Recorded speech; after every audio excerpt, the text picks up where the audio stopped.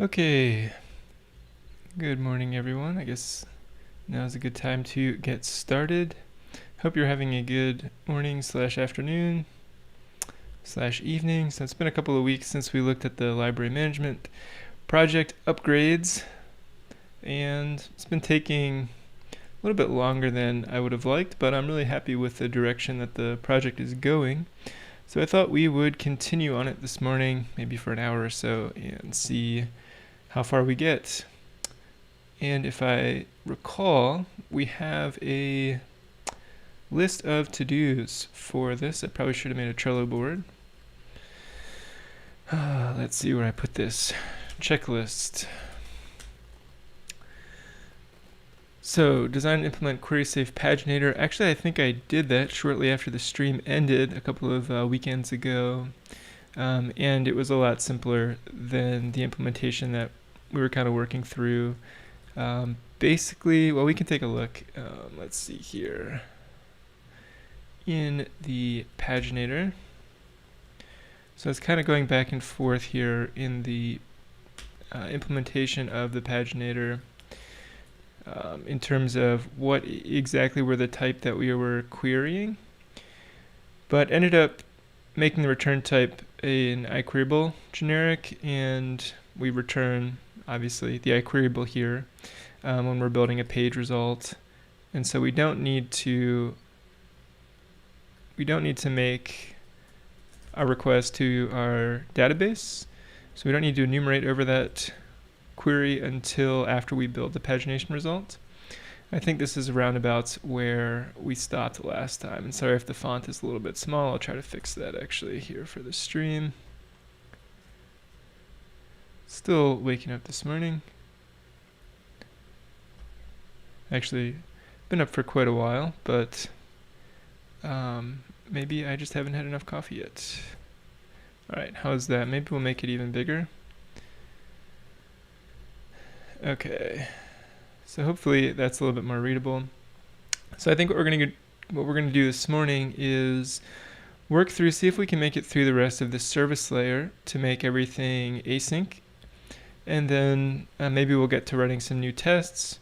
But before we write new tests, actually I would like to implement the repository pattern so that we can actually test the behavior of our services independent of the DB context. And so rather than having a DB context in our service layer, we'll have an instance of some generic repository that will be a thin wrapper over all of that DB context stuff. So I think we can get rid of this one. We're working our way through the list, and if you're joining us for the first time in this series, what we've done is we've taken this original library management system project that I made, I think 2 or 3 years ago, and taking it from .NET Core 2 to 3. Probably should have made it .NET Preview 5, but what are we going to do? We'll do that next time. and then actually just making some architectural changes to make the code a little bit cleaner and have some things make a little bit more sense than they did when I made that when I made the project originally back then.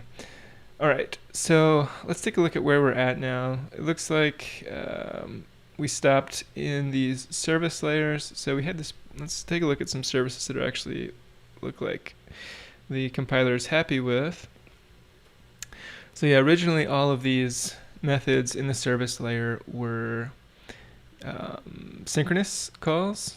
Hey Methman, Redman, good to see you again. Thanks for joining this morning. Hopefully we'll be wrapped up with the upgrades on this project in the next, maybe I would say 2 or 3 live streams. But we should make some good progress today. All right, so these have all been turned into asynchronous tasks, and the reason that they're async tasks is because we're doing I/O with the database in the context of these methods. And so then this has got to bubble all the way up to the web layer in our controllers, which invoke our service layer, and we'll need to make any of these which aren't asynchronous currently asynchronous.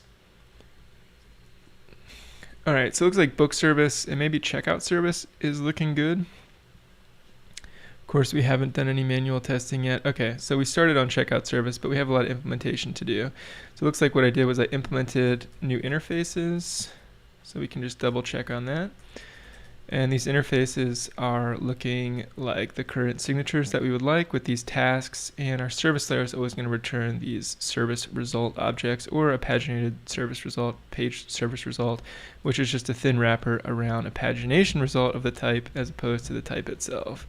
And the pagination result is this little guy where we just have a list of the type as our results and then some metadata on it like per page and page number that we can use for instrumenting pagination. All right, so let's go through and upgrade implement the members of the interface that we've created. So basically the task here in this class is going to be taking all of the old and making it adhere to the new interface. So rather than just babble on about it, maybe I should get started. So it looks like we did an add.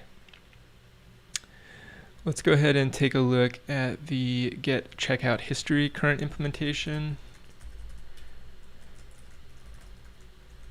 At this point, the business logic itself shouldn't change much, if at all. It should just be the way in which we're invoking. So we're going to we can forget about the current. So what we need now to do is we can say var checkout history is, might take a minute or two to get into flow this morning. All right, so we're getting these checkout histories. And now we're able to use this include and where, and we should be able to use our paginator for this. So we can say like var page of history, and here we should be able to use our checkout paginator. We'll revisit the implementation there momentarily, although we just took a brief look at it. We're going to call build page result with the checkout histories that we get back, which here should be our iQueryable. And we're doing all our filtering before we actually execute the SQL. So then we do page per page, and then I think the expression that we pass in here is for ordering, if I'm not mistaken. Let's see what the IntelliSense is telling us here. This is the order by expression. So right here we can say checkout history dot. Okay, and checkout history gives us a since and until. So when we want to see a user's checkout history, we probably want to see their most recent stuff at the top. And so that could either be the since or the until date. We'll get the it doesn't really matter too much. We'll just use the until date here. And of course, this needs to be async so that we can call await in scope. And let's see, var page of history, checkout history. So what's it upset about here at the moment? Type checkout. All right, hold on a second here. Oh yeah. All right, so we're gonna get to list async.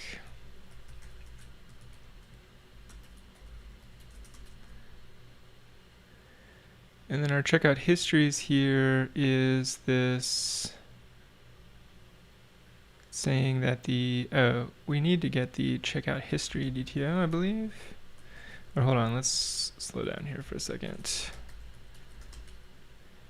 So checkout histories is returning what? So we have this DB set of checkout history, include library asset, include library cards, where checkout paginator, it's just the paginator type because we have these generic paginators.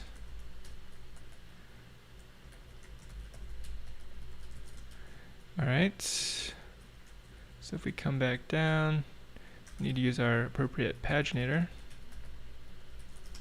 And then that's the checkout history we're looking at. This makes more sense to me now. Let's order by descending from the date that it was checked out. If we take a look at the build page results and then this order by expression, we need to look at the implementation on an actual paginator. So we need to look at the concrete paginator. And we could pass another param here to do descending. So we could say, let's see, because we're ordering by our order by expression. Is there an order by, yeah, so there's a separate order by descending. So what I'd like to do is to change the signature of build page result. Number of parameters here is getting to be a little much. So maybe we should have some type of request object. But we will put a default parameter. Typically when you're ordering something in a web app, it's almost, I'm trying to think if there's a case when it's not descending order. For most views, like you want to see the most recent of a thing first at the top of the list. So what we'll do is we'll make a bool is descending, and we'll set that to true. And then what we can do is, we don't have to get too clever here, but what we can say is if is descending, and we're going to return this guy. Otherwise, we'll just do a different query. So we're ordered by descending by default. Otherwise, we do this, and we don't need an else here because it's redundant, obviously. All right, so by default, we will be returning by is descending. And this is just wanting me to add doc comments. Okay, so now we got to update the interface as well.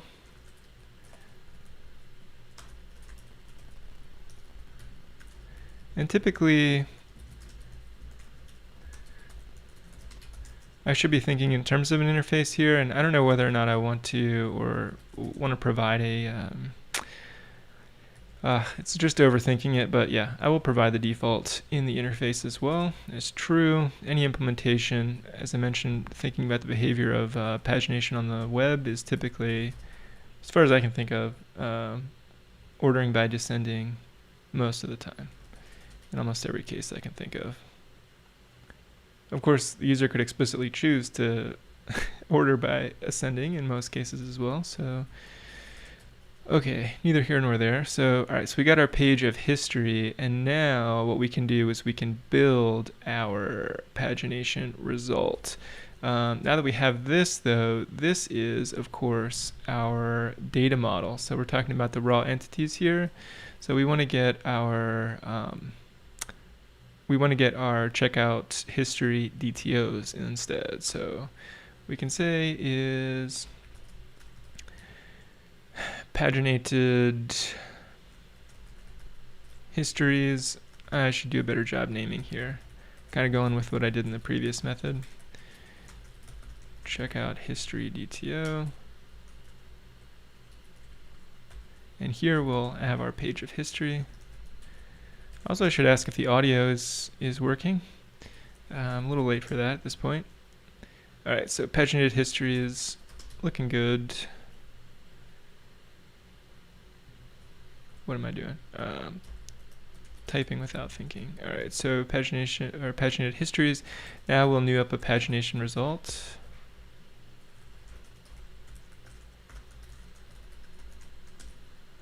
Of type checkout history DTO. And our results will be our paginated histories per page. It's just the per page that gets passed in. This is sort of like a pass through both of these at this point. And then we return a new page service result instance with the checkout history DTO, which I need to update. Chunk and clunk. And I need to update the interface as well. Here we have our pagination result as our data and no error. We'll need to do error handling as well. I should actually put that in the list of to-dos. Error handling. Because, as they say, there will be errors.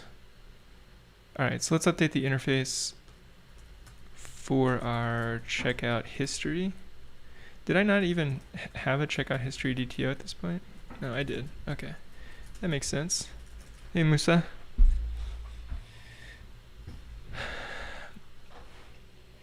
Good morning, Ahmed. Sorry I missed some of your guys' messages. Hope y'all are doing well. Okay, so sweet.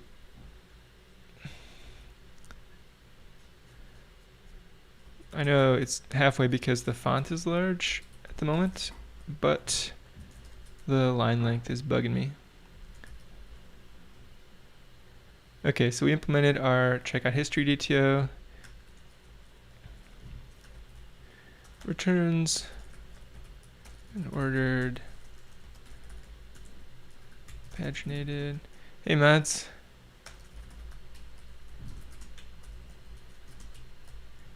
Returns and ordered, paginated, checkout history. Could say ordered by. What did I order by?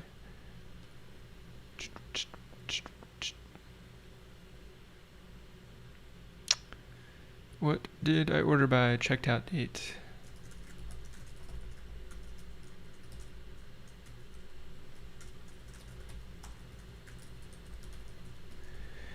By latest checked out date.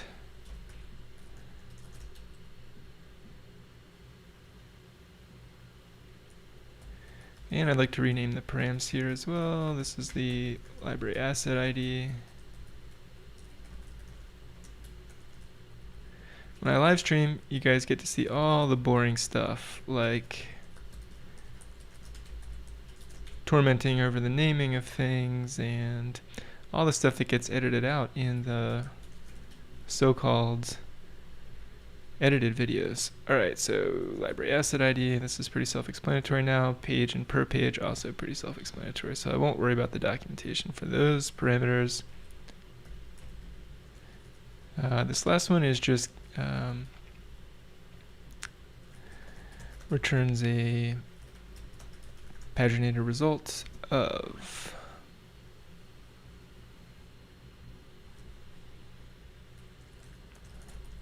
checkouts. What did I order this one by? I don't even think I invoked the order by expression in this one.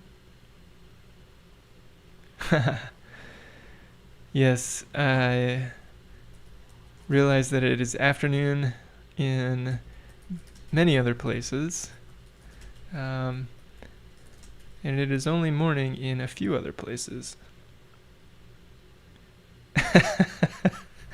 Vim is ASMR for you? Man, I'm happy to hear that. If you like listening to the sounds of Vim, you're on my team.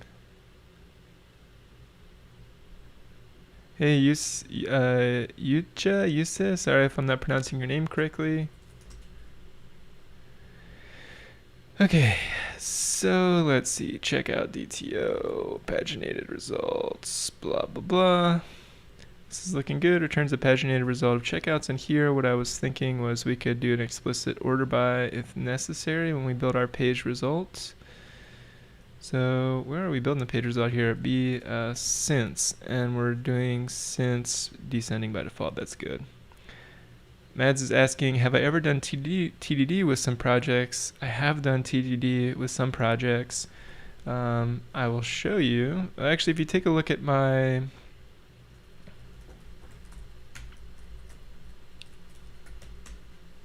GitHub page, a project that I did TDD on was called Limbus.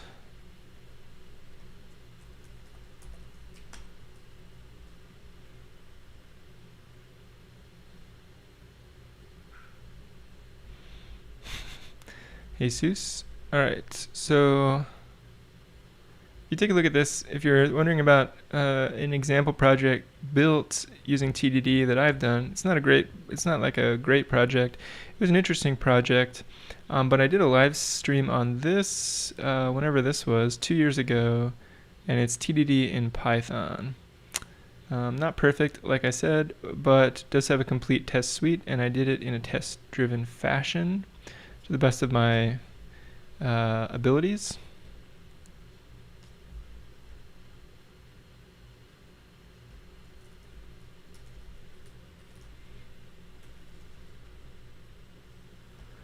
Oh, Epidemic Sound, that's what it's called. I was going to try to change the song, but it's already open, so I don't know why I need to go to the website specifically.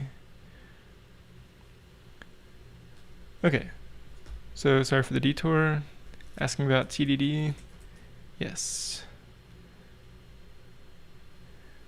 To be honest with you, I typically write tests though after I write the code. It's just my style. I'm not saying that it's perfect by any means, but I respect TDD.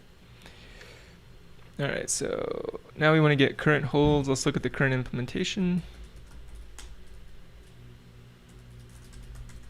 By the way, can you guys hear any music? I suspect you might be able to hear some slight music. And if it bothers you, let me know and I will just turn it off altogether. No problem, Mads. Alright, so we want to do, is placehold what I just grabbed? Yeah, placehold.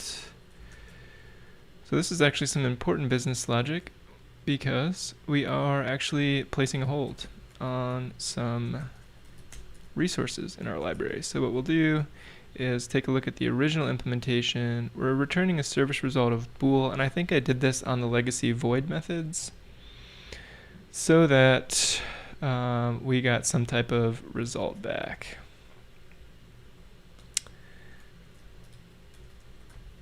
Some type of useful result back, I should say.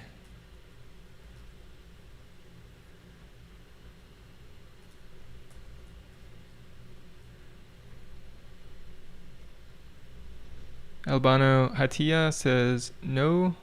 Oh, you guys don't hear the music? Okay, I see what you're saying. I suppose that's good.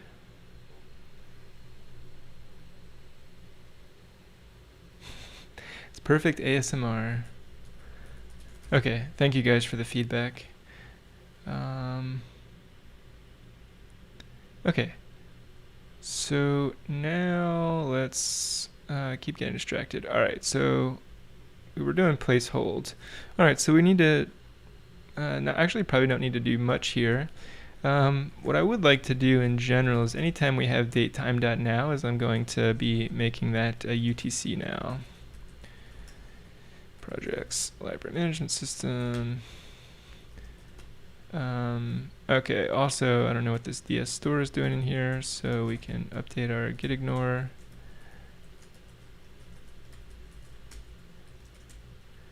And then get RMR cached. DS store. DS store does not match any. Oh, sorry. I think I just forgot the dot. Still didn't match any. Okay, must be gone.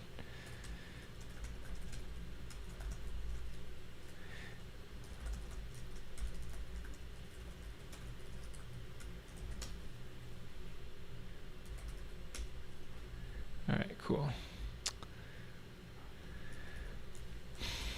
Alright, so yeah, what I was going to do is grep for UTC now or datetime now, and it's probably all going to be in the service layer. So if we act for datetime.now,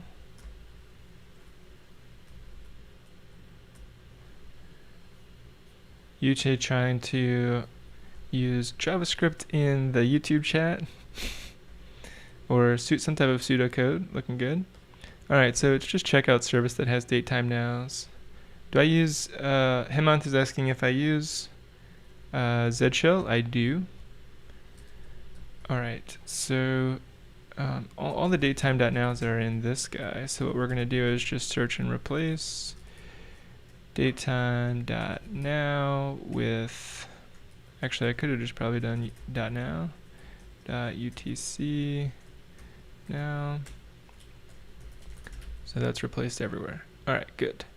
So now we want to place a hold on a library asset for a given asset ID and library card.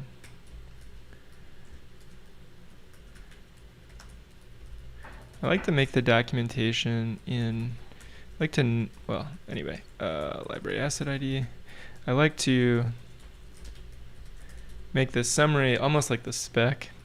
I don't know, that's my current thinking, rather than put like the actual variable names in the summary, especially since the param names are here and they should be descriptive. All right, so we do datetime now.utc now. We get an asset from our library assets DB set, and then we get a library card. Man, using first all over the place without catching exceptions in the service layer. That is pretty wild. Wild West. Context.update asset. If the status name, the other thing that it's been a pet peeve is when I don't use braces. Sorry for the curly brace haters out there, but if your language has them, I say use them. All right. If asset status.name is available, we should put that in an enum, and the asset status is equal to status is first or default. Just changing it up using first or default in the same scope. If our hold is a new hold place, we add a hold, and then we save changes. All right. So this was the old method. I don't know why I'm even dealing with that. Go place hold. This is the one that we need to be dealing with. So we'll take our old description and put it here. So library assets first. We'll worry about exception handling later. Now that it's in our list, we want to update async if that's a thing. Public async task.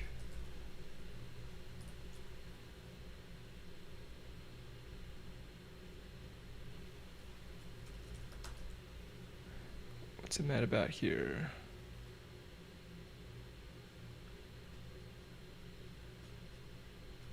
Oh, it did all this craziness because I already have a placehold method. Hold. This is going to get deleted in like 5 minutes. All right, so public async task. Context.add async. We can await this, and we can await this. Playing chess with viewers. I mean, that would be a lot of fun for me, but I don't know if it would be fun for the channel as a whole. How many chess players do we have on the channel? I know Hemanth, I've played chess with, and he kicked my butt, actually.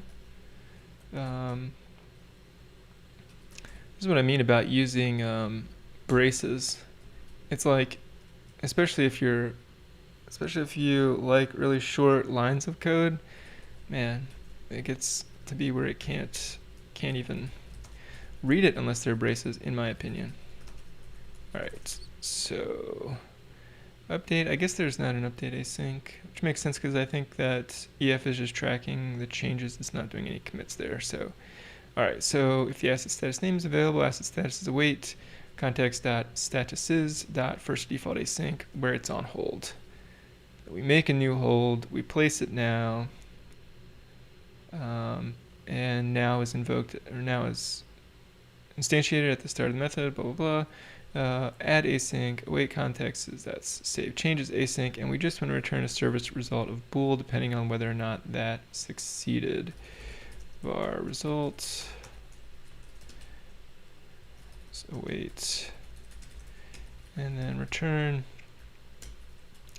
a new service result bool.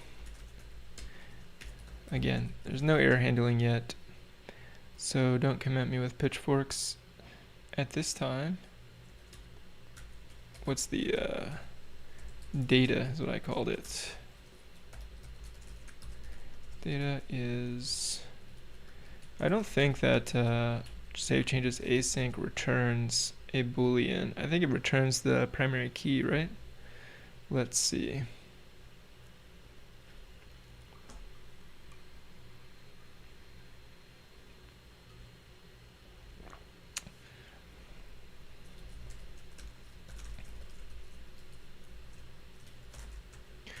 Does it return null if there is none?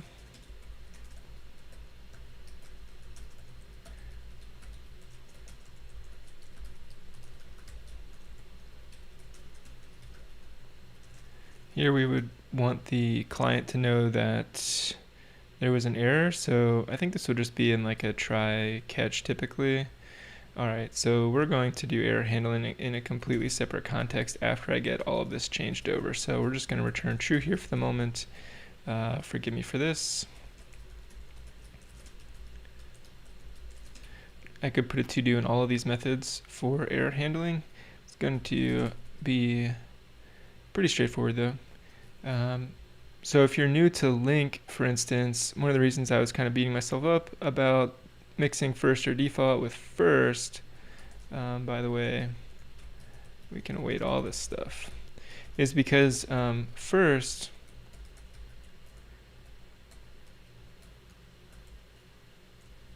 when you call first, what that's going to do is if it doesn't find a match, it's going to throw an error or throw an exception. And if we do first or default, it's just going to return null from whatever that query is.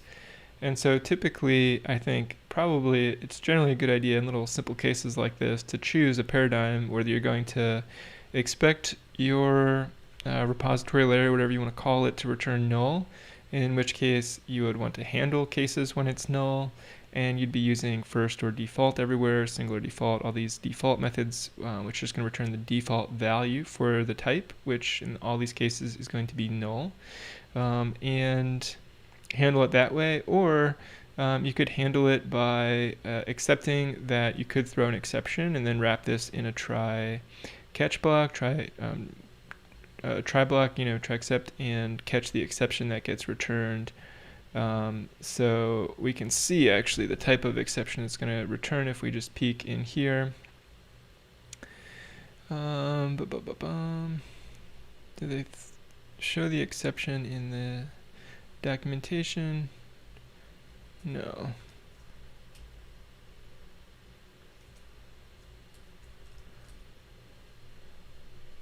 Well, we don't have to dive too deeply in here.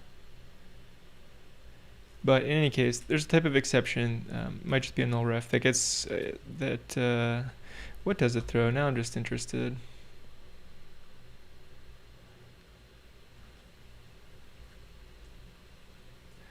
LINQ first.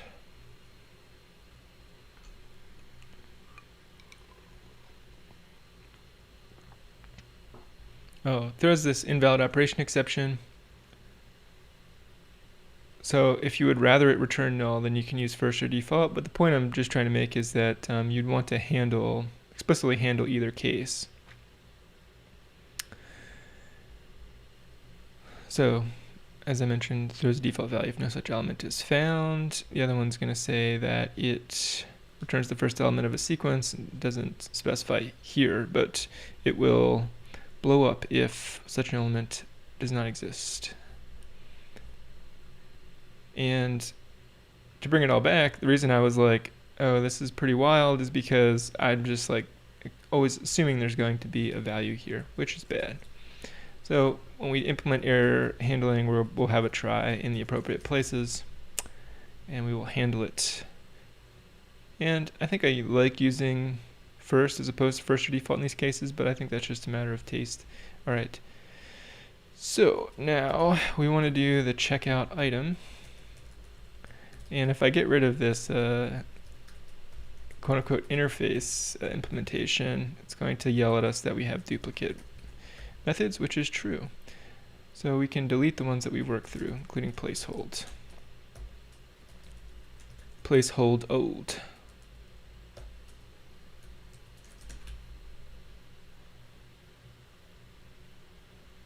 Typical software development searches. What do you mean by that, Himant?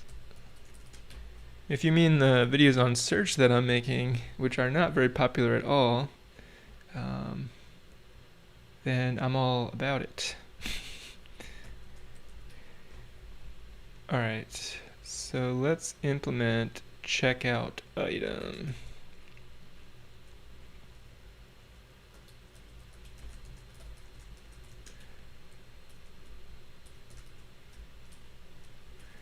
Get rid of the old checkout item. I'm just going to get rid of all the old methods and just put the legacy code in them, and then we'll update the legacy code as we go. mark found.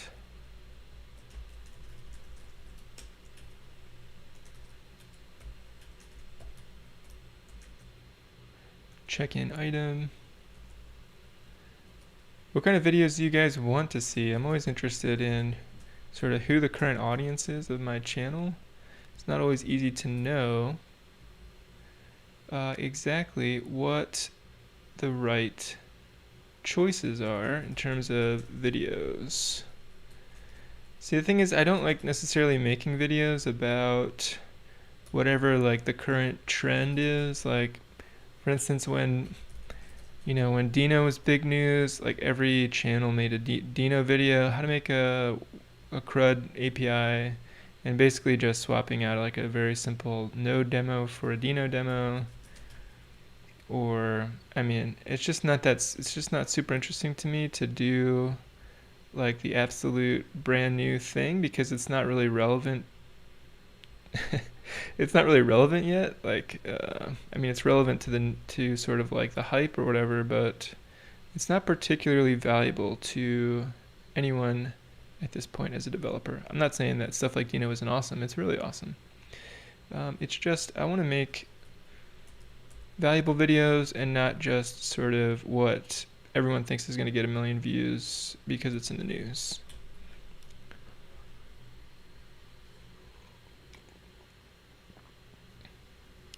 Nice, Hemanth.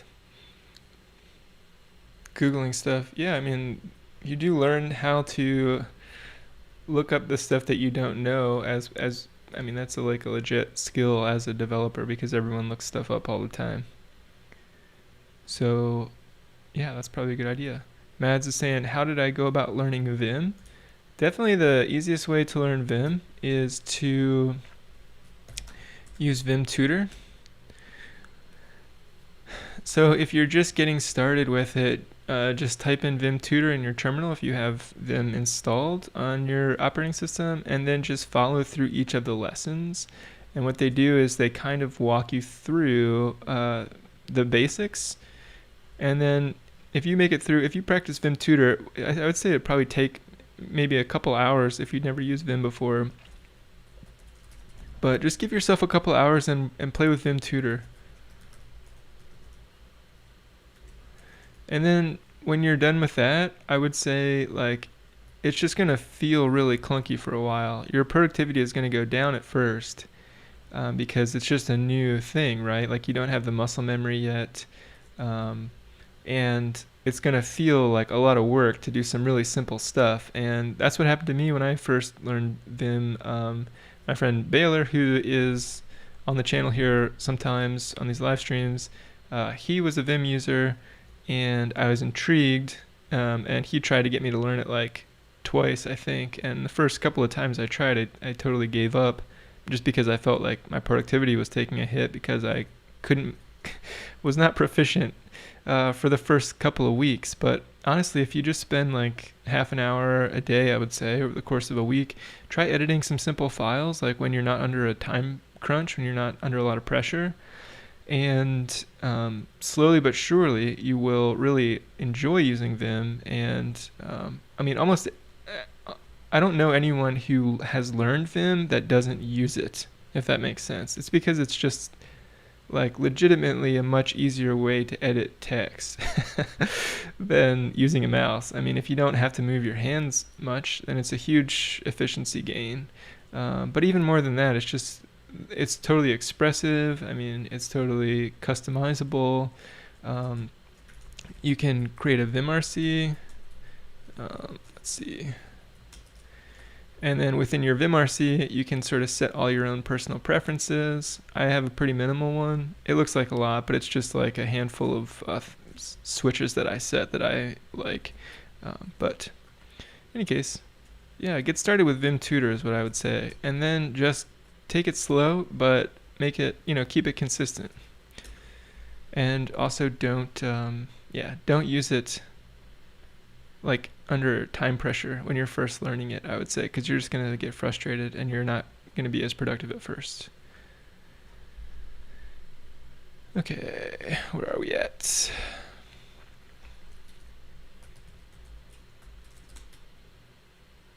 Gonna do a project with multi-tenant architecture for management of the hospital, for example.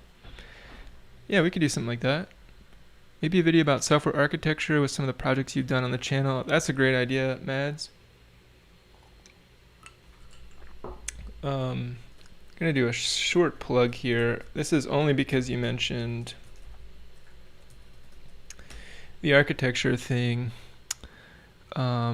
There is a series that I'm working on called Stacked.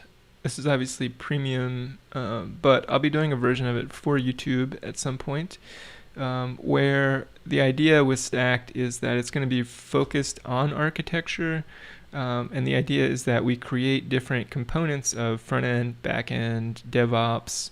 We create the various systems together that we can swap out. So for instance, I've released the .NET Core REST API series for this, and the idea is that we build a blog, but we implement the backend, in this case in .NET, but I have an implementation in Express that I'm recording. We'll have an implementation in Django, and probably implementations in other backend languages, and then implementations in the front end with things like Vue, React, Angular, sort of the standard stuff at the moment. And then different databases. So in the Express version, we connect to Mongo, we connect to Postgres.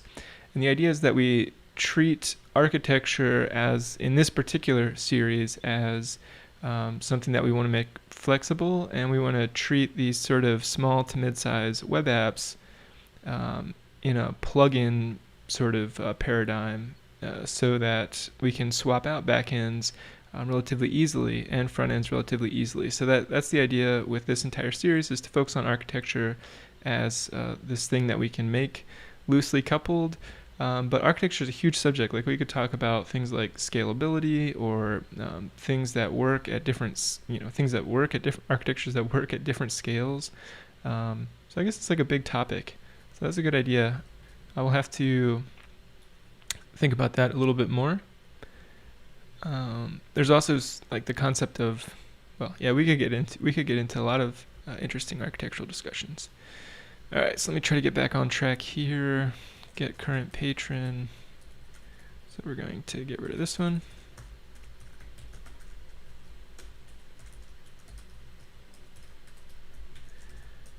This will all be a lot cleaner in a moment. Get current holds.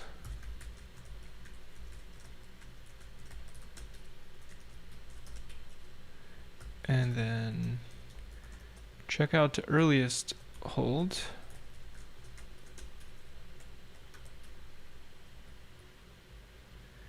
Which is a private method that I haven't defined the interface, obviously. So that's all good. Get current hold placed.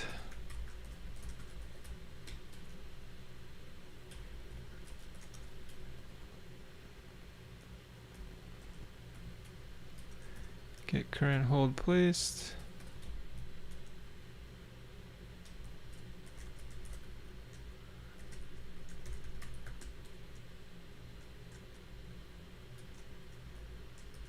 Get current hold patron. So we can get rid of that one. Right, this is the private helper method. This one can be made an expression body, I think. And static, probably.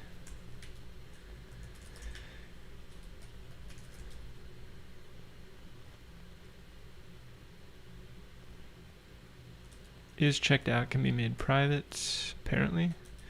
Take a look at that one in a moment.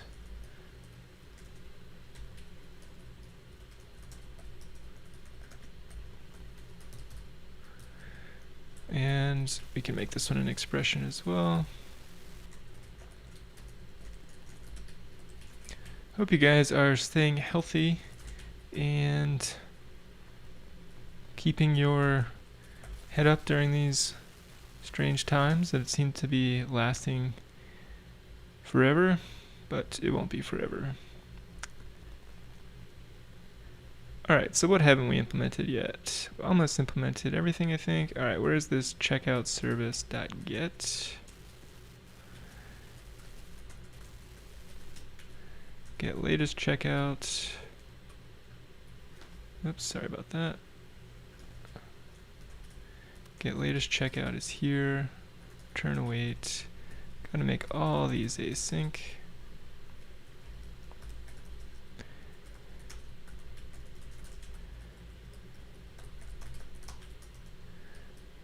I realize that I'm not doing this in the absolutely most in the most organized fashion, but it's getting done. It is getting done. That is a fact.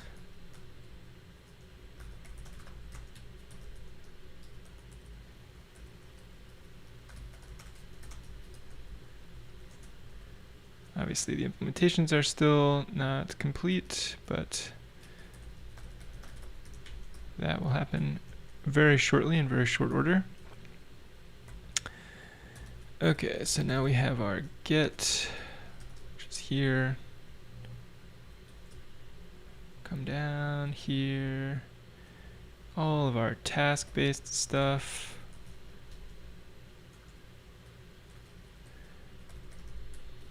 Public async task check-in item.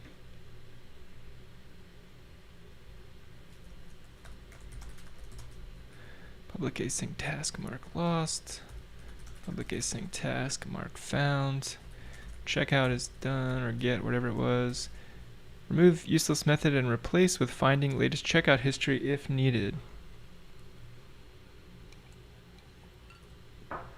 There is one thing I'll say about one-person open source projects, is the to-dos rarely get done. Public int get number of copies. Looks like we have one more, is checked out. Maybe 2. Alright, this is saying it's a private method. I don't believe it. I'll believe it when I see it. Is checked out.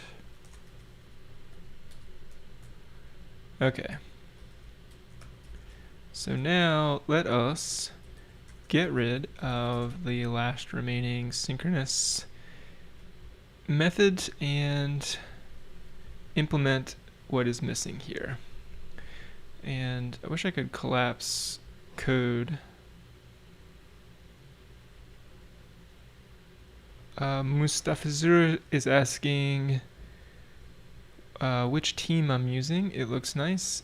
If you mean which IDE I'm using Rider here. Theme. The theme that I'm using is what? I'm not even sure, to be honest with you. So let's take a look.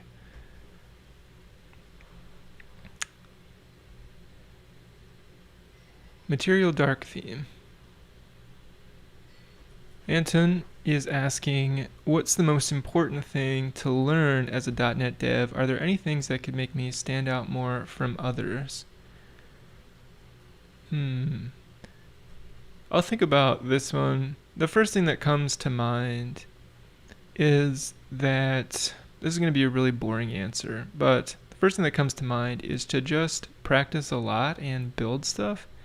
And if you feel confident enough in the stuff that you are building, and it's okay also, I should say, to just not feel totally confident. I'm not always totally confident in the stuff that I'm building, certainly.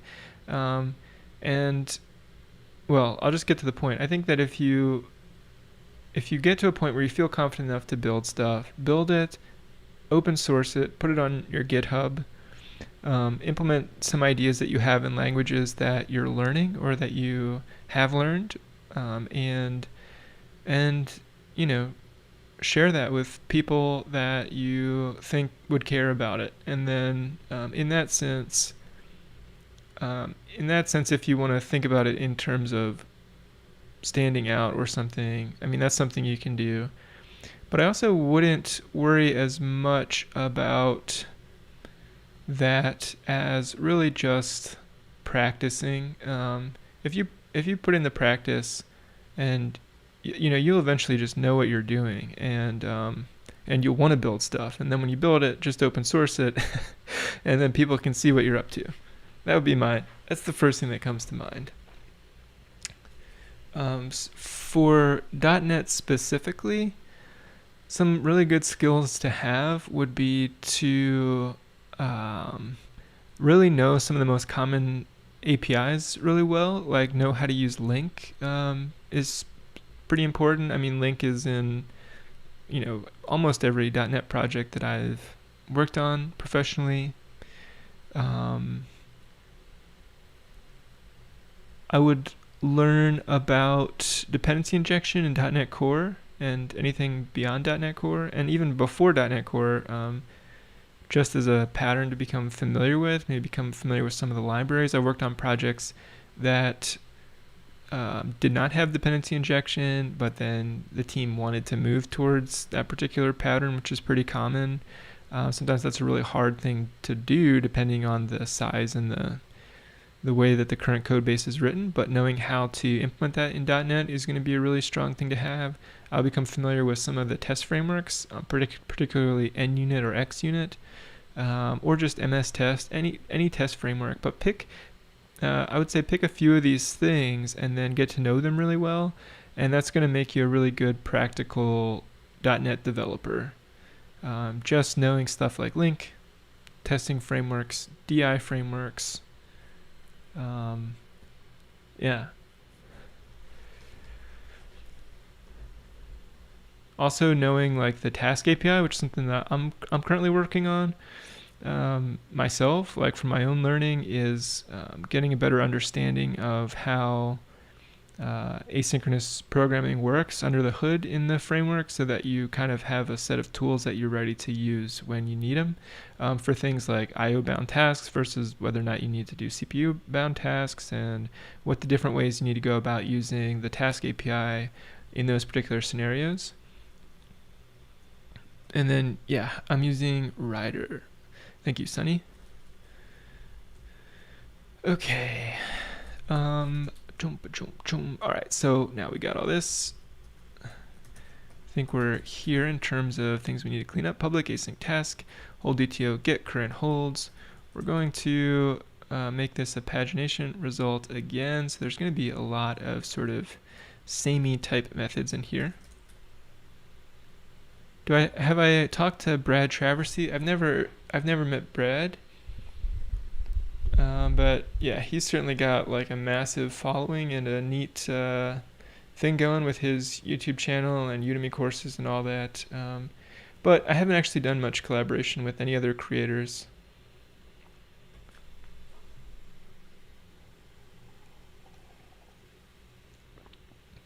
XUnit, yes, solid. I haven't used nsubstitute or autofixture.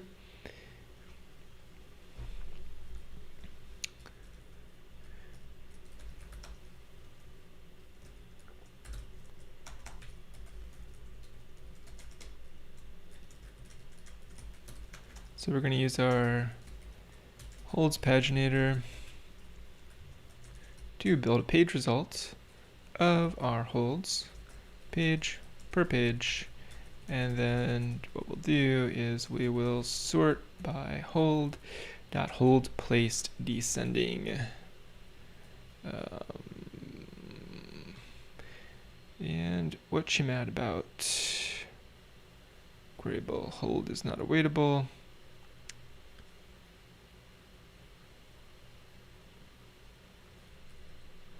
Always forget that it's not enumerated yet.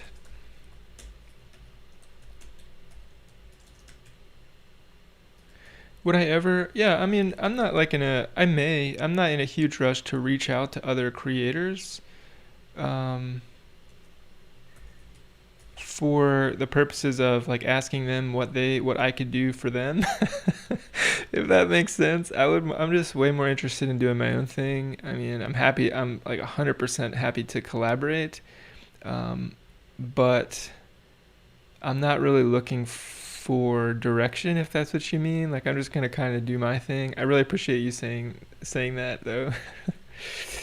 All right, so holds await context set hold include page of holds is this thing. Why are you awaiting this? And now we got our page of holds. Then we want to get our page of hold DTOs. So we'll use our mapper, auto mapper. Another good thing to learn if you are thinking about working in .NET professionally, although I've worked in huge projects that have all manual mapping everywhere, and I think that may just be because people weren't familiar with AutoMapper, but it's sort of another one of those staple .NET libraries at this point. Been around a long time, has a really strong development team as well. AutoMapper does. Alright, so map a list of hold DTOs, Noda, and then page of holds. Then we're going to make our pagination result. And this method is getting, well, it already was pretty large. I would probably make a checkout service for collections and a checkout service for instances of stuff. So we're getting a pagination result of hold DTOs.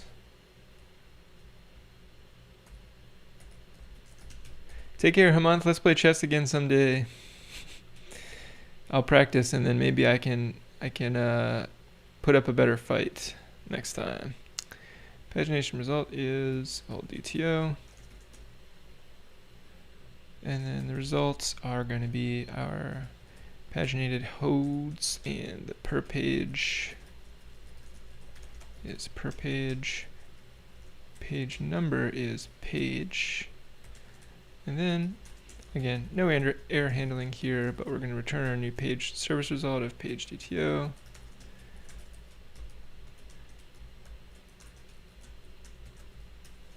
Error is null.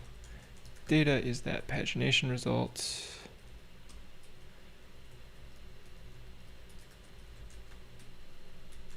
If I can type, that's what it will eventually be. Again, no error handling at this time, but we will get there.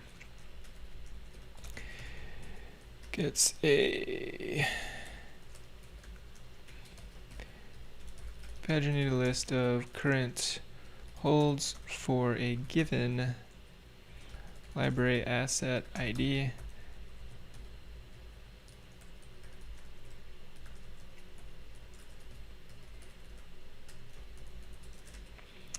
Okay, almost out of coffee.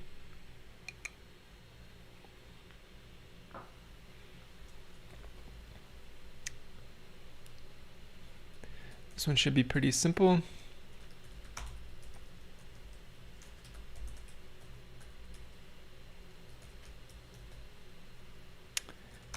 This is getting our checkout.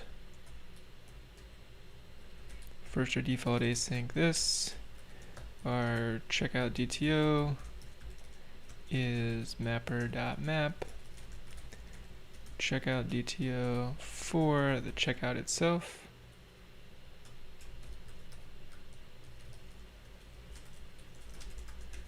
And then return a new service result for our checkout DTO with the data being our checkout DTO. And the error, only coding the happy path. I don't know how many times I have to say that to myself, but it's because I feel uneasy that we're not doing any error handling yet. Get the checkout corresponding to the given ID.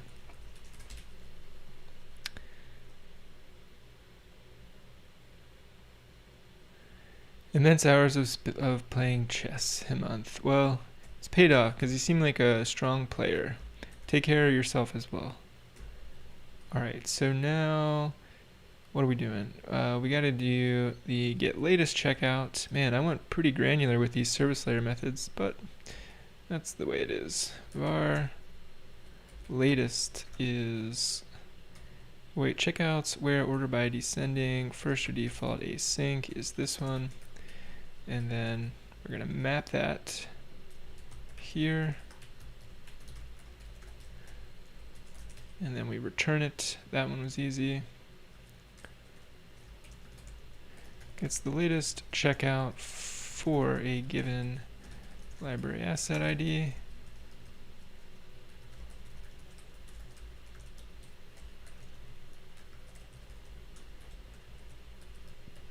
Pretty reckless of me to not give the ID a better name in the signatures, considering that the checkout service handles checkout IDs, library asset IDs, holds, too much. async task. What are we doing here? Get number of copies. First async. I'm going to go back and do everything first async. Library assets.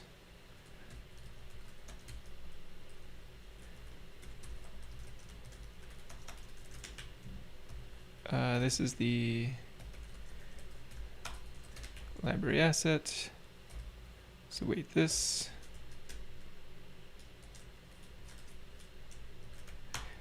Var number of copies.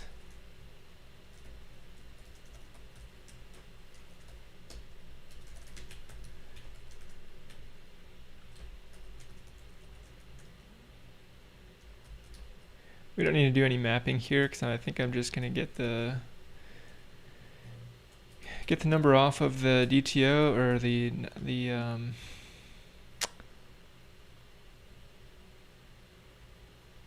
get the number off of the data model, no problem, and then just return that. No need to map it because the client never knows where that number came from.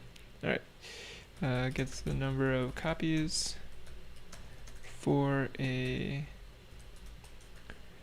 given library asset ID.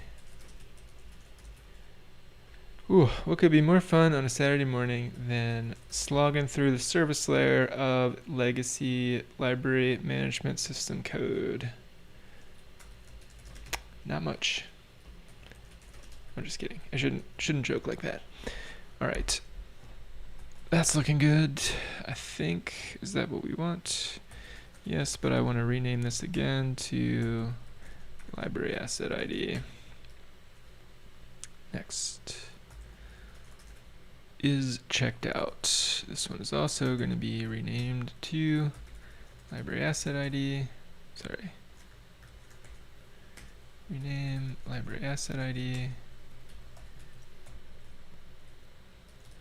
Var library asset is equal to wait context any async library asset ID is equal to this. Returns true if a given library asset ID is checked out. Okay, so this we can actually bring up here. And then return a new service resolved bool.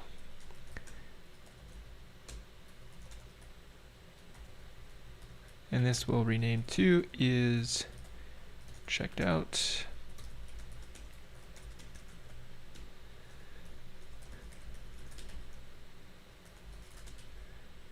Okay, and then on this one, we got to get the current hold patron. Gets the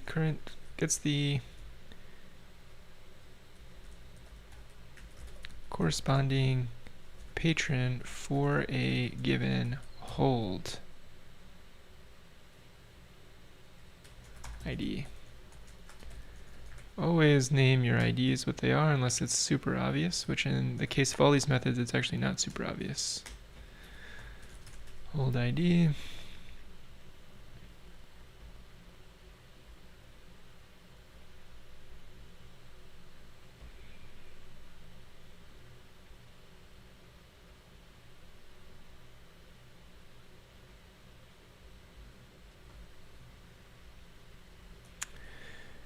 Okay, so here we are getting our holds queryable, we're getting our card queryable. We can call async on this one.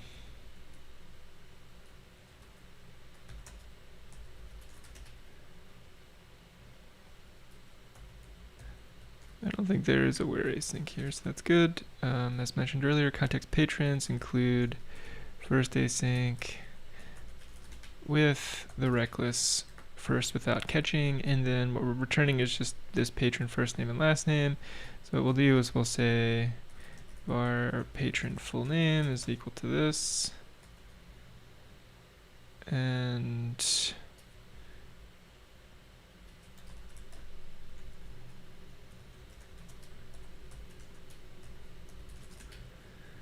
so what's the deal here? We are getting first or async back, which is returning a task patron. Obviously await that.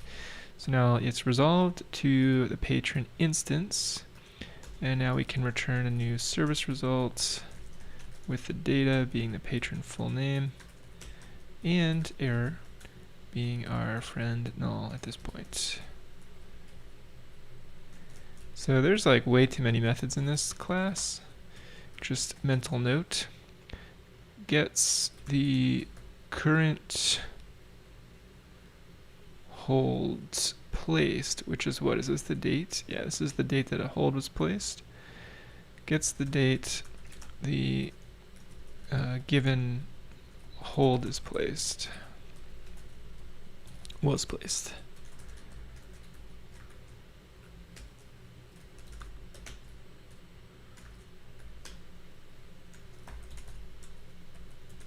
Hold ID.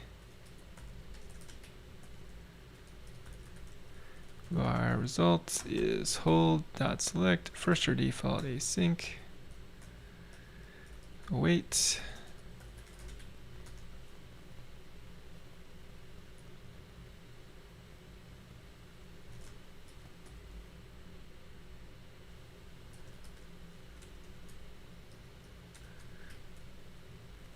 I wonder if it enumerates here. Of course not. Alright, so let's see. If our result is equal to await hold select first or default async. I think, can't we just do first or default async and then put the, alright, what's it mad about this?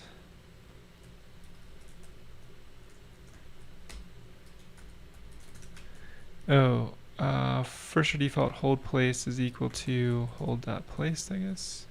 Wait a minute, what am I even trying to do here? I kind of just started coding without thinking. Alright, so what are we trying to do here? We are getting a hold, including the library assets and cards on it, where the ID is equal to the one that we passed the method.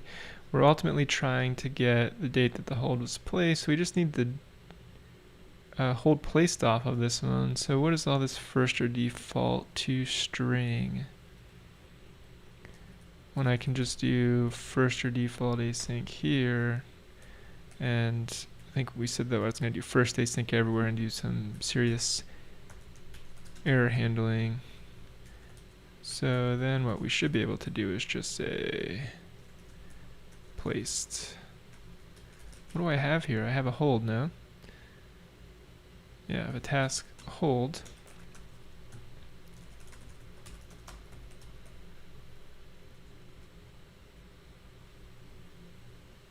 Oh, I keep forgetting to await.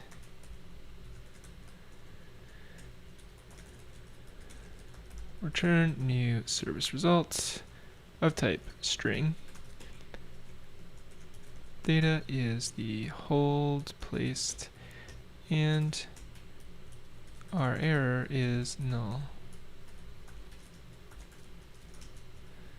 And we'll call toString with the invariant date here. toString culture info invariant culture. Okay. So now we want to get the current patron, get the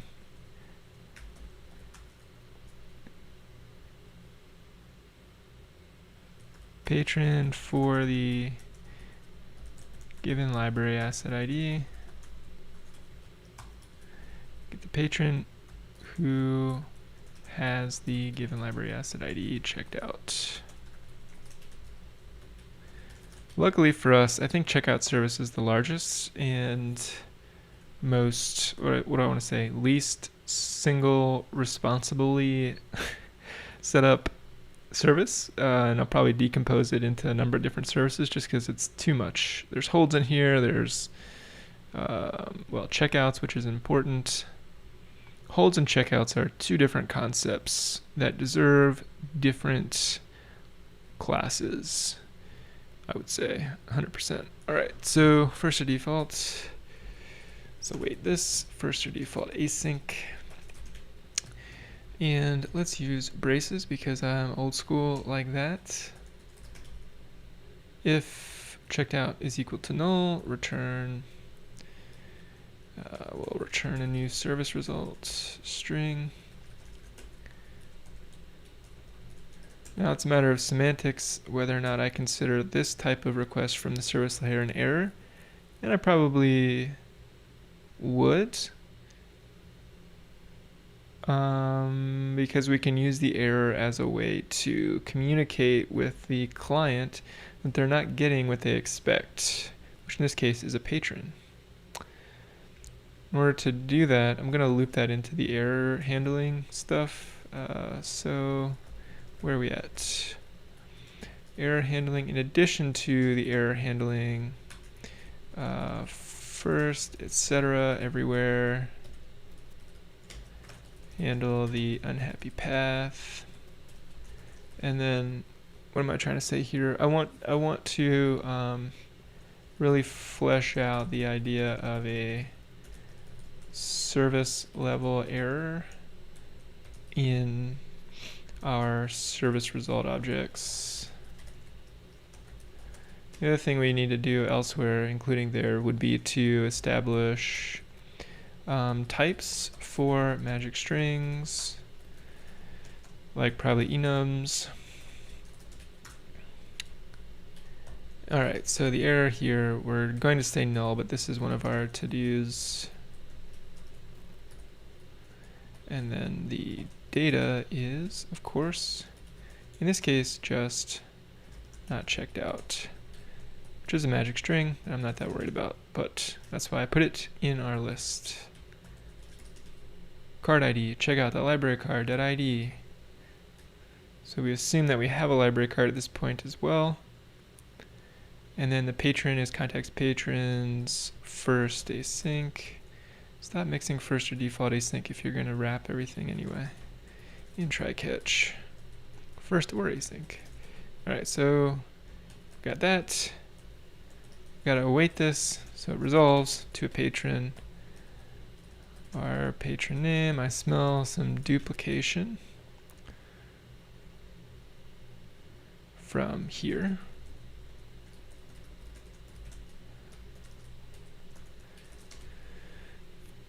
That we can extract out. Sunny's asking, could I do a tutorial with AutoMapper custom value resolver, please? That's a fantastic idea. And I could definitely do that. I think I did that in one of my... I may have done that in one of my other courses. That may have been like a premium course, but I'm definitely happy to do a YouTube video on AutoMapper custom resolving of mappings. Time is at 11:30. I'll probably keep coding for another half an hour or so, something like that. All right. Add. Adds a checkout given a checkout DTO, presenting a new instance.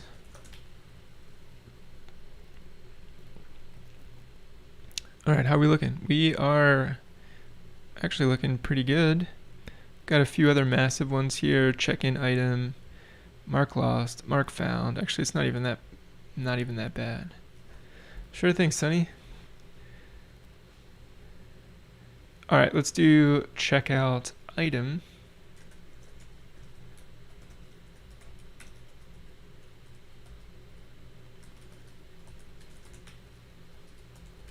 Started looking at iMember value resolver. That's cool. Yeah, AutoMapper is a really fantastic and very useful library. Okay, so checks a library asset out to the provided library card. So if I recall correctly, back when I made this project, we established this idea of patrons having library cards as this as the link between a patron and the assets that they have checked out, so that we weren't linking the assets themselves with the patron directly, but instead we have this sort of buffer where the patrons have their assets through the proxy of a library card. So, right.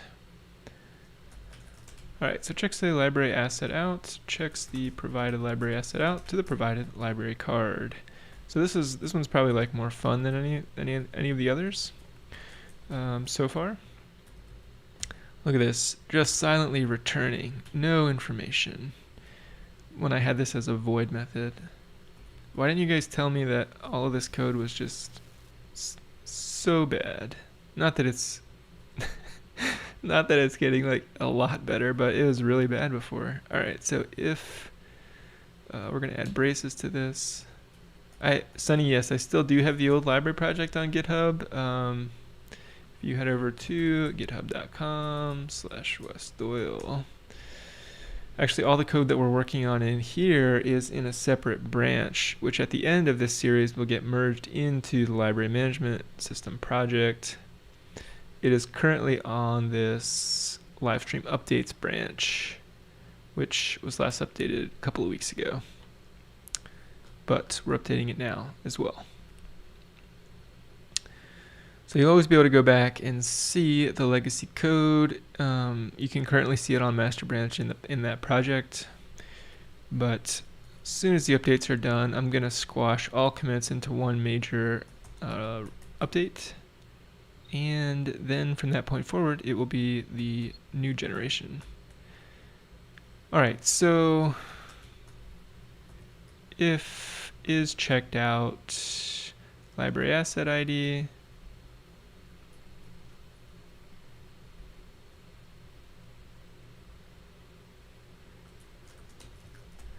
return new service result bool, where again, this is where we would want to have a specific type of error, like a warning. But anyway, the data here would be false, in that it didn't succeed is the way we're interpreting that, and then the error would be null, but we're going to make this a to-do.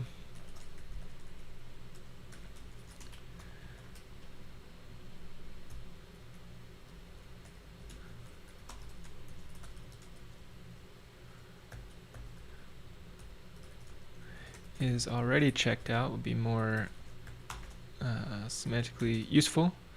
Await this dot is checked out for the given asset ID.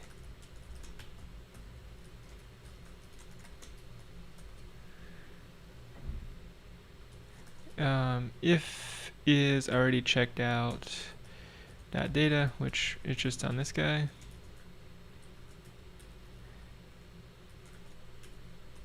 See, now I'm using the service result in the scope of its own, in the scope of service itself, which is fine. But we'll just do it like this. If it's already checked out that data,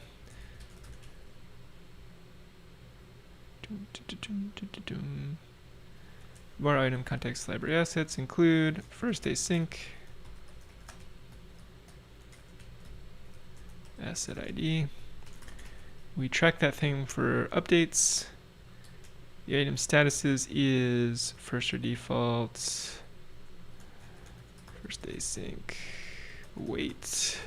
All these magic strings everywhere. I should just put to-dos everywhere there's a problem. Var now, UTC now, checkouts. Why is the now here and not? I like putting the now at the top of the method. It happens a few nanoseconds before, but no, that's not true. It happens several hundred milliseconds before, probably, because we're making all these DB calls.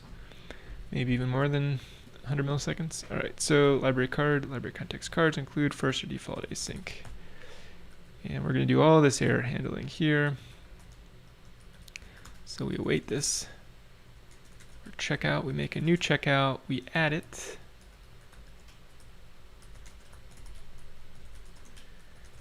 We make a new checkout history.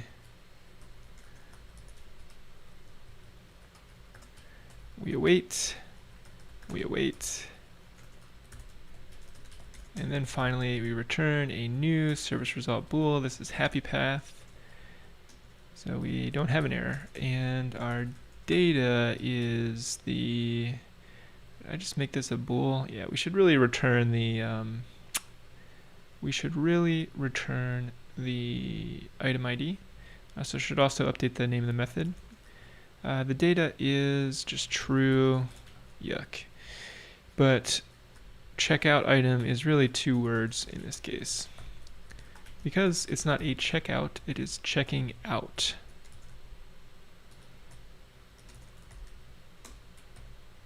Just like I have check in, capital I need checkout with capital O. Alright, we are almost crushing it. We are almost to the bottom of this. Okay, there's now where it belongs, and asset ID, first a sync, await this, and it is of course the asset ID, and this is not an item, it's a library asset. Library asset. Do I have item anywhere else in this? I do. Rename. Library asset.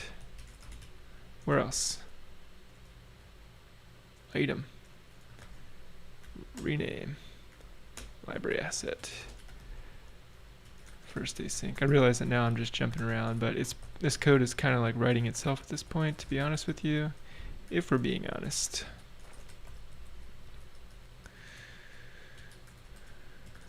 Could just regex replace everything here, but I'm not. Hey Anton, good to see you again.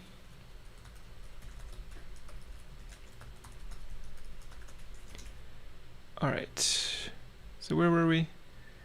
We were in this method. First or default, first async, await. Remove any existing checkouts on the item.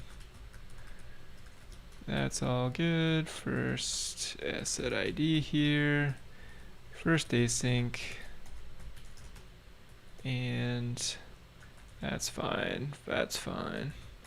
If the history is not equal to null, then what?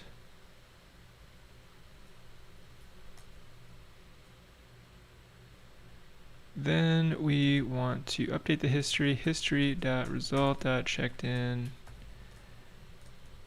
I don't want a typo here. That would be a bummer. History.result.checkedin. Anton's asking if I have the images for the Lambda forum project. Probably not, to be honest with you. I'm sorry that they're not on the GitHub. All I did to make those images, if you want to replace them yourself, I usually don't keep some of those static assets around. I probably should. Thank you for reminding me. But is if you just go to like Pexels, I think it's Pexels. There are other places you could go. And then I just look for, I don't know, in this case, library. I would find some images here. For the forum one, I probably just said like person using computer. Probably spelled it properly. And then I just took images from these types of websites. Another one is Unsplash, but this is all public domain images that you can use for your projects. Sorry for making it a little bit of an extra step there. Next time I will make sure to keep the static assets around. Thank you for reminding me.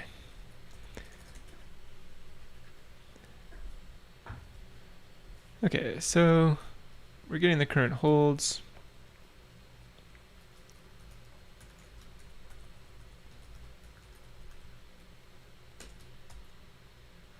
Context.checkout histories. I don't need this result. I just need to await it. Okay, that is looking okay. History.checkedin is now. Okay, if current holds .any, return to earliest, or sorry, check out to earliest hold. We'd want to await this, which is probably this private method. So make it async. Oh yeah, remove is just tracking it. Save changes async is where the magic happens. So we can await that. Add your braces where they belong. Forgive me for the non-brace users out there. I think it's kind of like, it's not like I love braces. I mean, I love Python, for instance, which is a braceless language, except for dictionaries. I just really like braces in C#. I don't know why. So now we're going to await save changes async, await checkout item. Why doesn't this exist?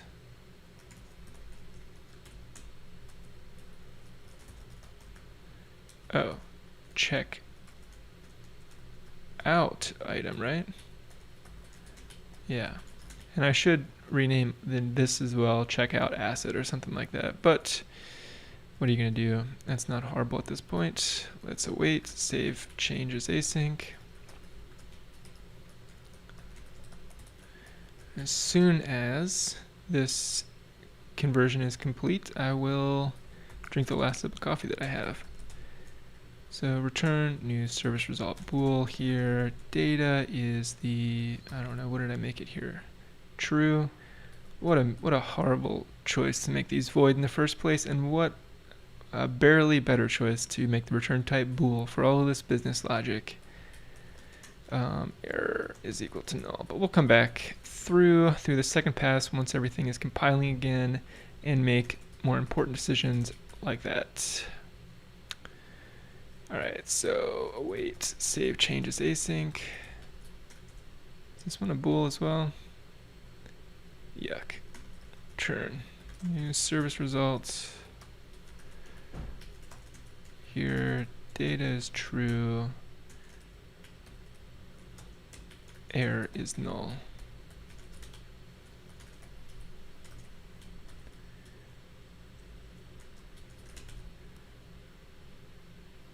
And all this stuff needs to, all this magic string stuff needs to get taken care of at some point. Okay, last method that we started working on but didn't finish, library assets, first async, await that thing, context.update, it's being tracked, checkout, await context checkouts, include, first async. If the checkout is null, add your braces, track it for removal, close any existing checkout history, include first async, row waiting. If the history is not equal to null, track it for update, history.checkedIn is equal to now, look for current holds, context.holds. We are just getting the where clause set up, and then if we have any, then we're going to check out to the earliest hold, which we need to make async probably, and then return a new service result bool. I have a feeling that the data, I have a feeling that we're in a happy path at this point. True. Error is null. Otherwise, set the item status to available. We call this item the library asset, right? Library asset.status. Status is first or default. First async. Come on, have some faith. Wait. First async. I have faith here, but I still need to implement error handling. Await save changes async. Return new service result bool. Could really, I keep saying the same thing over and over again, but I could really use a different return type than a bool here. I'm not being very fair to the client about all of the information I could be providing them about what's happening. Data is true. I'm just saying it's done. And then error is null. Okay. First async void, async task.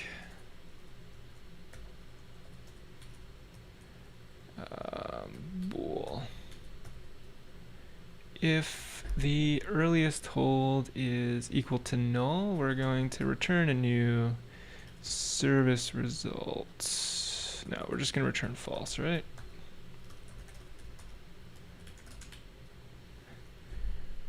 So what am I saying here? Check out to the earliest hold. This is the earliest hold. If it doesn't exist, we return false.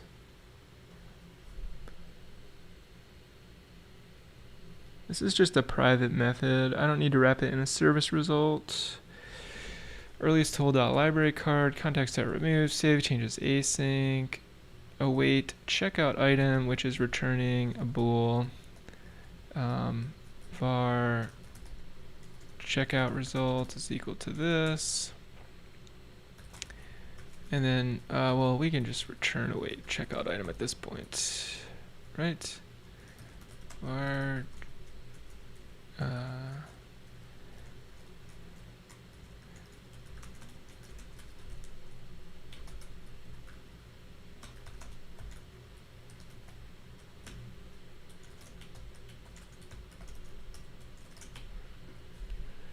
Alright, so we check it out to the earliest hold. If there is no hold, we return false. This is why I need something more expressive than a boolean, because booleans just could mean anything, especially in this case. Yeah. True or false in this case, I'm just saying, did the operation succeed? And that all depends on whether or not we care a checkout happened. So if there are current holds, check the item out to the earliest. So by more expressive return types here, I mean that we should have something in here that's like some checkout status that gets wrapped in the service results, or like even an enum of like some type of string or other very, very simple DTO that's like letting the client know, like, hey, when you called this method, it took this route through, and in this case, it checked out the item automatically to the latest hold. Instead of just saying, hey client, we're all good. Because by saying, hey client, we're all good, we could mean several different things. We could mean that, yeah, you checked in the item and that worked, and now the item is available. That would be this case. Or it could mean, hey, you checked in the item and that worked, and we checked it out to the patron with the latest hold. But the client has no idea of knowing that at the earliest possible point it could, which is here. So let's add to our to-dos here more expressive return types from checkout service on success. Replace all like task bool type service results, not task, service results, bool type service results with additional info. Okay, something we can do, but guess what? The service itself is complete. Checkout history paginator is never assigned. That's true. We need to do that, or else we'd have a null ref. Checkout history paginator. So we gotta go ahead and create that guy. iPaginator. Thank you guys for joining me this morning for some Saturday morning hacking. CHP. Checkout history paginator. Did I spell it incorrectly? No, I just didn't use C#. Alright, so now we come up here. This is all good.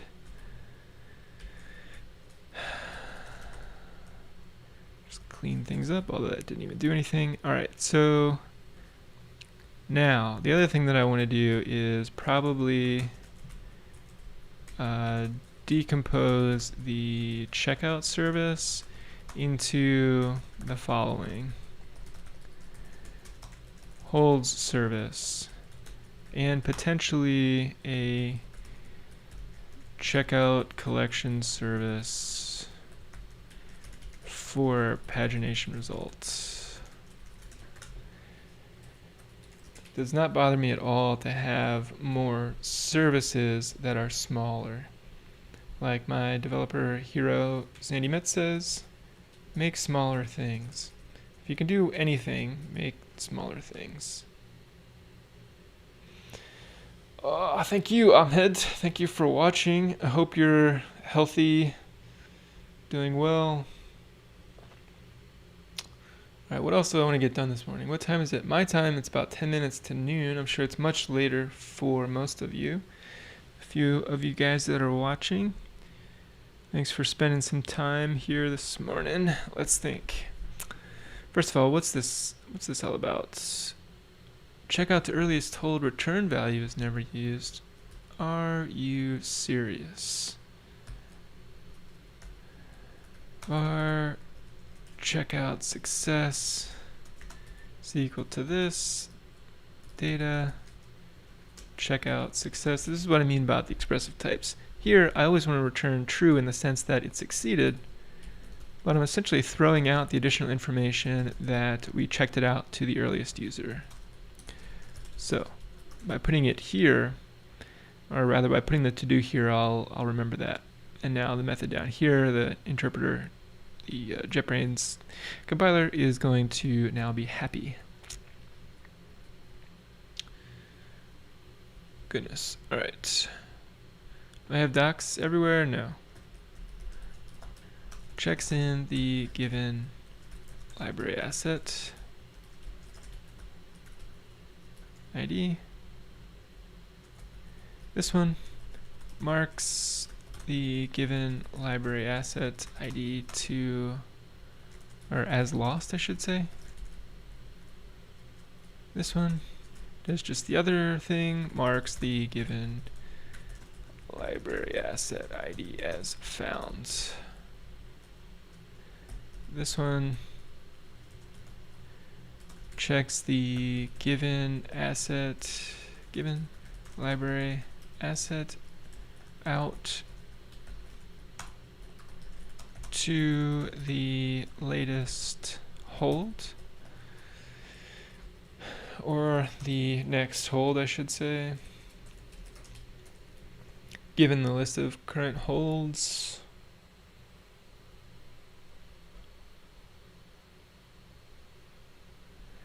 Kind of tempted to refactor that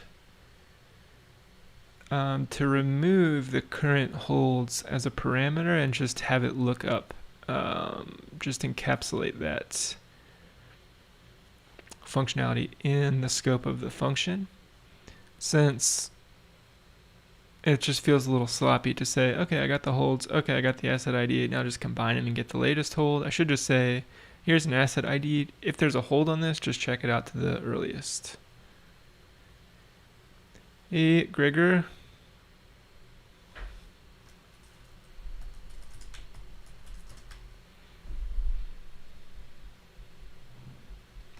Apologize if I mispronounce your name. Maybe it's Gregory. Looks like to me it looks Polish maybe, or Czech. I'm not sure. I apologize. All right, let's come up here and checkout service handles library asset checkout check-in lost found business logic. And yeah, probably should separate this out into a hold service as well. Let's go ahead and do that. Easiest way to do this is to create an interface first. Call this iHold service. iHold service already exists. I'm not even using it. Are you serious?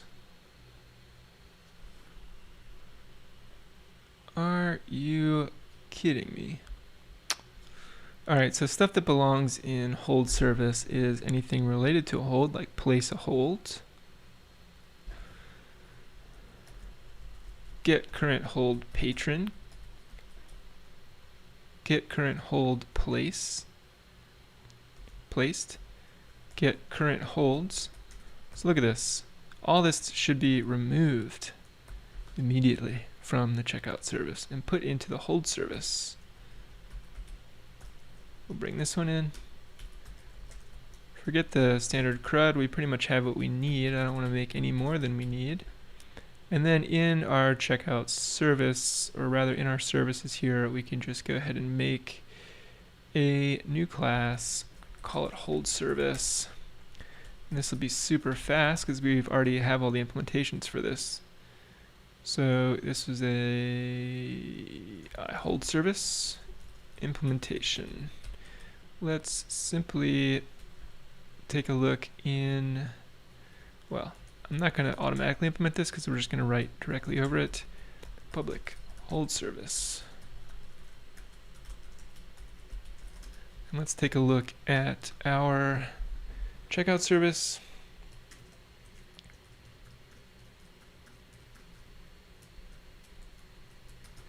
Bring in everything that we need here. I don't think we'll need all of this. And then we need to find all of the cases where we were working with holds in this guy. So this is like get the current holds. This belongs in the hold service. Let's go ahead and bring in everything that we need. Let's fix our minor indentation error.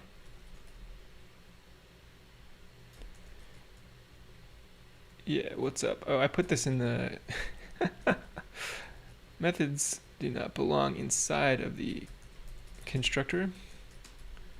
All right, come back over into checkout service, which is now getting smaller, which is good.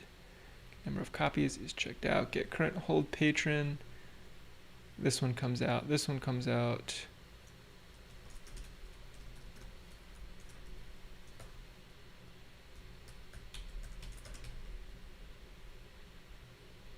Culture info, we need to bring in the missing reference for that.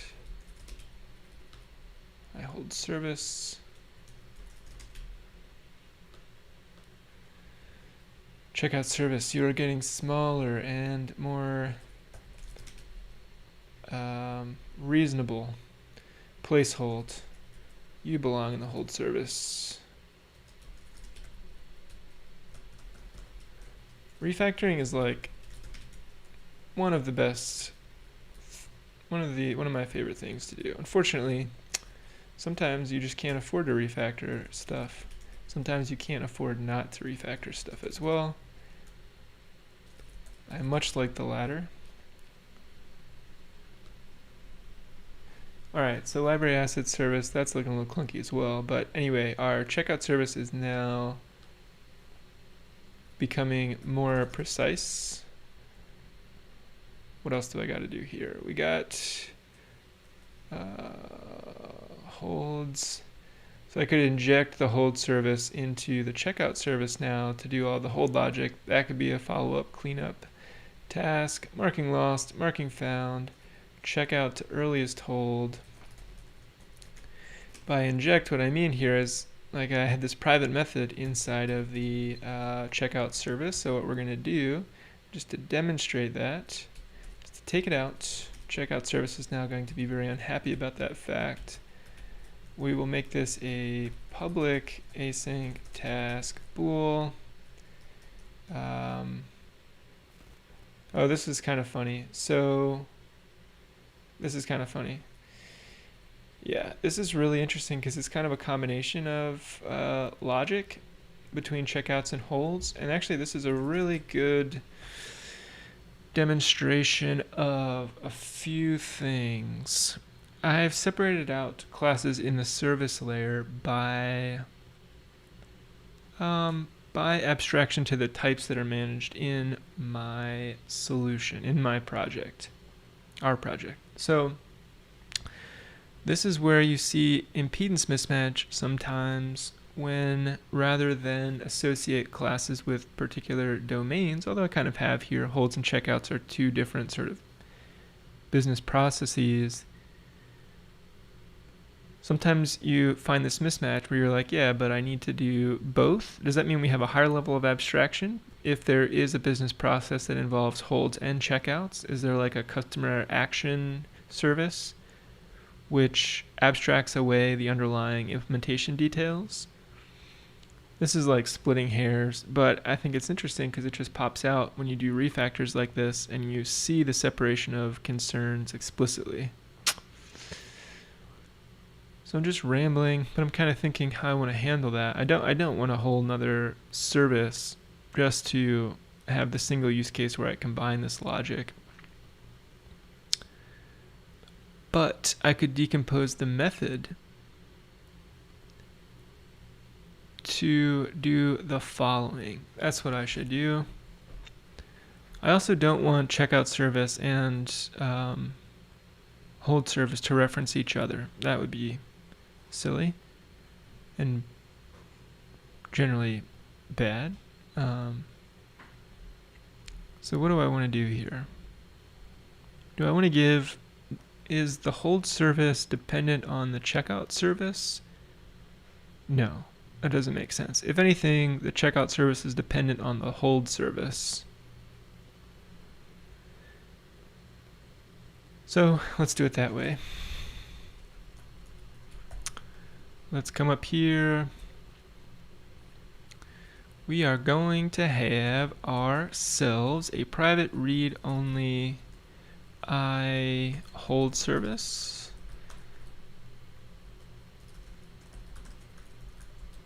We're going to inject this service into the constructor.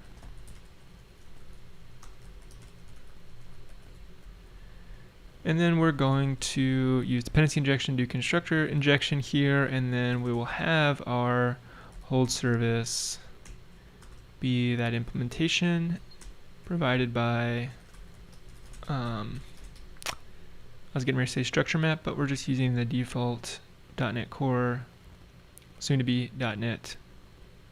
What's .NET 5? Yeah, just .NET 5. Soon to be .NET 5 built-in dependency resolver. All right, so we've got a hold service in place now, and then rather than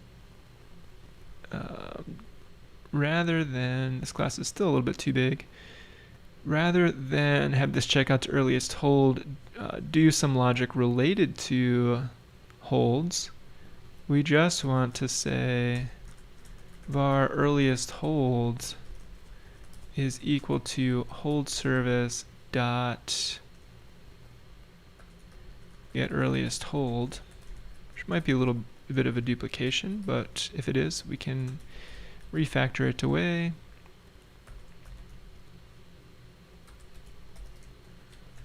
We create this method. We go into our hold service, public async task, service result, hold DTO, get earliest hold. And then after all that, we do that, we do that.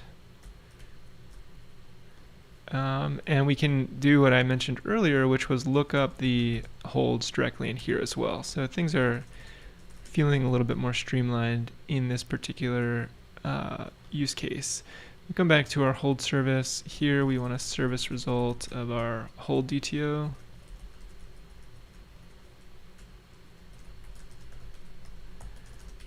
We just get the earliest hold for an int library asset ID. Come into our hold service, get earliest hold for an int library asset ID.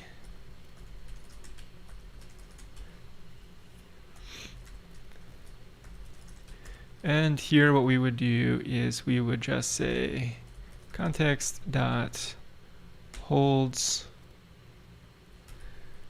Let's see what I did previously. We don't need to reinvent the wheel here. So here now we're going to get rid of this one.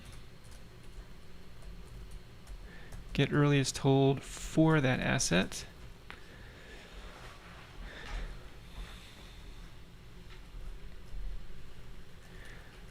Still need to do this a little bit better. Earliest hold data library card.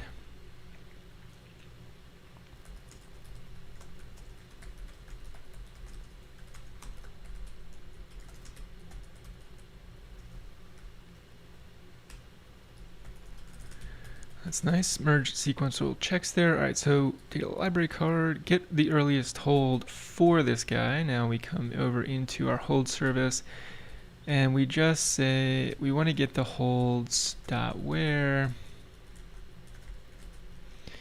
hold dot library asset dot id is equal to the library asset id.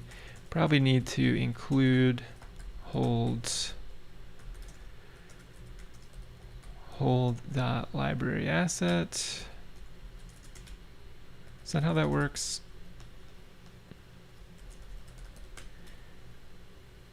Yes, that is how that works. First or default. Again, more expressive service layer return types, but data is going to be earliest hold.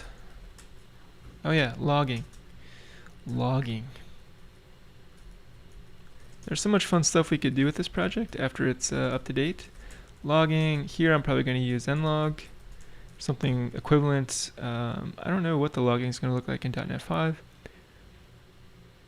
And then monitoring might be fun. For this, we can hook up Prometheus with Grafana.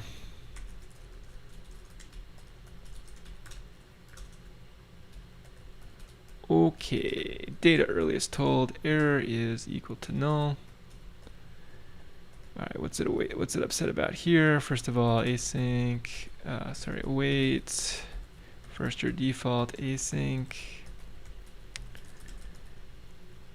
Earliest hold is context.holds, right. Mapper.map to a hold DTO for the earliest hold.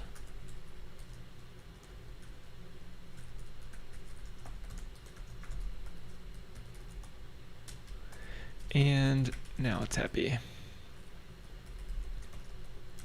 Returns the earliest hold, if any, for a given library asset ID.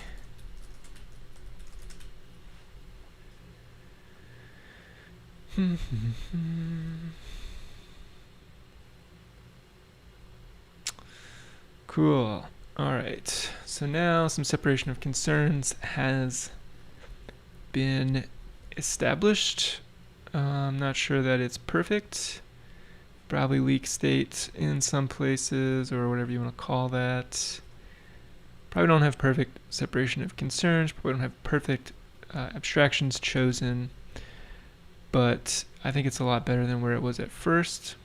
Now if we come down here, it looks like we have an error somewhere. This is probably related to what we just did, which was check out the earliest hold. Yeah, we don't need to get current holds. So should have just grabbed this one. Also, why do I include the library card here? Was that necessary? We'll find out. So this greatly simplifies all of this. And now what we can say is has holds. We come down here, bool has holds. It's going to return true if, right, false. Otherwise, it's going to return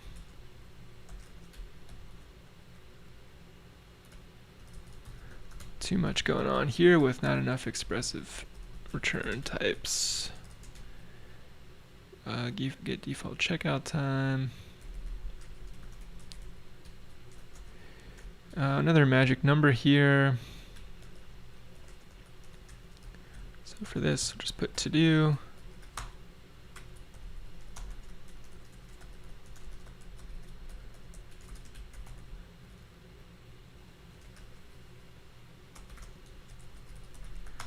It's default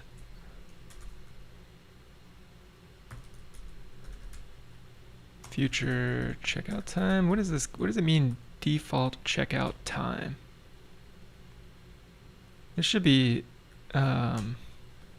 get default date due. That's the default date an asset is due. can't believe some people actually liked this project. There's so much wrong with it. There's still so much wrong with it. Alright. Yeah, that's looking good though. Yeah, to do all this, basically we want to check out to the earliest hold. Has holds. We can say was checked out to new hold. I'm going to come back and do all of this kind of stuff. Make it a little bit more easy to understand what's happening. If we didn't get an earliest hold, we're returning false. Otherwise, we are getting the library card, which is why I was getting that earliest hold data. So I'm going to come back here to the hold service and also include the library card. That makes sense. Holds are associated with library cards. Glad that I remembered that now. So now when we come back in here, we are simply saying that, yeah, checkout to earliest hold. We're returning true in the case where we did that checkout. Context.remove earliest hold, context.save changes async, to do, checkout result, await, checkout item. And then, yeah, we can say return checkout result.data here is fine. Alright. Expressive is lacking.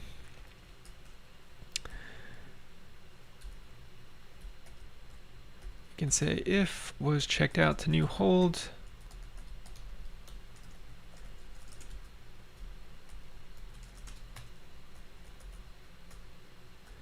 Otherwise, we set the item status to available.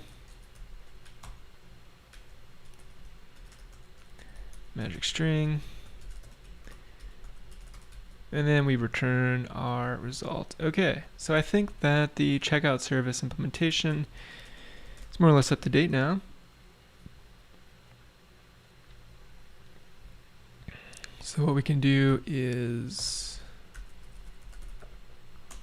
first of all, we can find datetime.nows, which no longer exist. Here we extracted a hold service, updated checkout service. And the other idea was potentially to, did I say anything about holds here? Yeah, that's done. Checkout collection service or something similar. Do I need to do that? Let's take a look at the interface, what's left on checkout service. Okay. All the paginated stuff, let's put that together. There's actually only 2 cases where we return paginated service results. Otherwise, we've got pretty standard CRUD on this, I would say.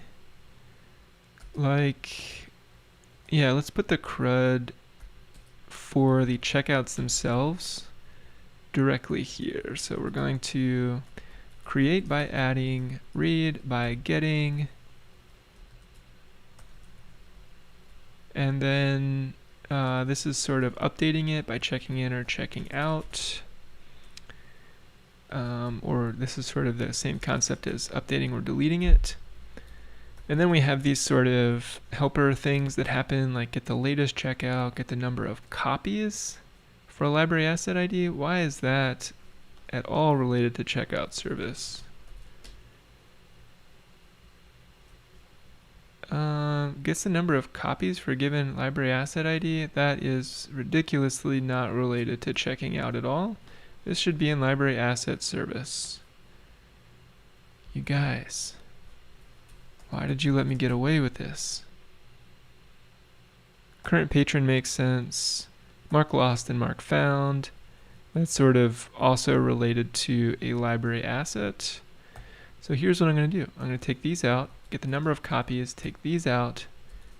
Now we have a more or less slightly more legitimate checkout interface. We're going to go into the interfaces for library asset, and we're going to put these here because a library asset is what we want to get the number of copies for. Library asset is the thing that's marked lost and marked found. It's not related to checkouts at all.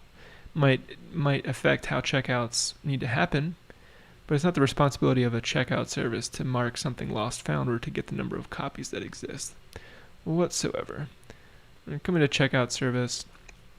Ahmed asks, if you may, I would like to know your opinion on which is better, of Angular, React, or Vue.js. So that's pretty subjective, I would say. In just my opinion, I mean, I really like using Vue. For the last year or so, I've used Vue more than any of the other frameworks. But it's really just about what you enjoy using. They are all very strong front-end frameworks and extremely successful, obviously. As you may know, like in the past in the channel, I've done a lot of Angular a couple years ago.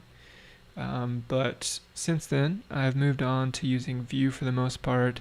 And it's not like I like a particular one for any major reason more than the other.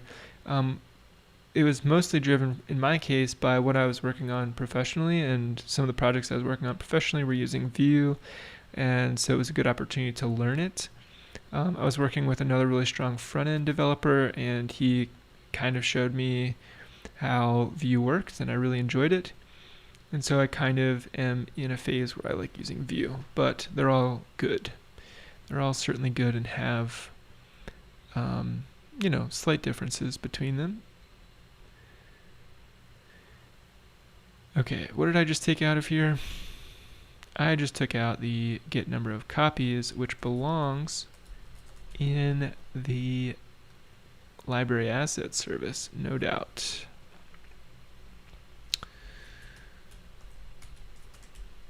What else belongs in there? Mark lost, mark found. Yes. Mark lost, mark found. This may require a bit more of a refactor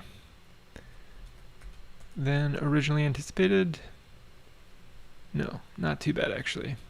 Luckily I'm not doing too much in either of these methods besides explicitly what we need to do. Not doing any kind of fancy automatic checking in or checking out. Alright, we're definitely not building yet. But, alright, let's take one more visit into our checkout service interface. We have the ability to add a checkout, get a checkout by ID, check in an item, check out an item, get the latest, determine whether it is checked out or not, determine which patron has it checked out. We also have the ability to get all, so we're going to put, I like keeping the paginated stuff at the bottom if it's not going to be in a separate class. And we have the ability to get the checkout history. Okay. No need for an additional checkout history service, I would say. So I am more or less happy with this interface as it currently stands. All the little squigglies you saw was because we're not implementing any of the new stuff in the controllers yet in our web layer. We will get to that. Thank you guys for joining me if you're watching. Definitely making some major improvements to the library project. To be honest with you, it was pretty ugly in the past. And we're slowly working our way to something that makes a lot more sense for the long haul. Alright, hold service. Kind of hack this one in here. Here we need the imapper, mapper I paginator. Definitely for a hold, I'm not sure we're using the other ones. Hold paginator. And then we're also using the library DB context.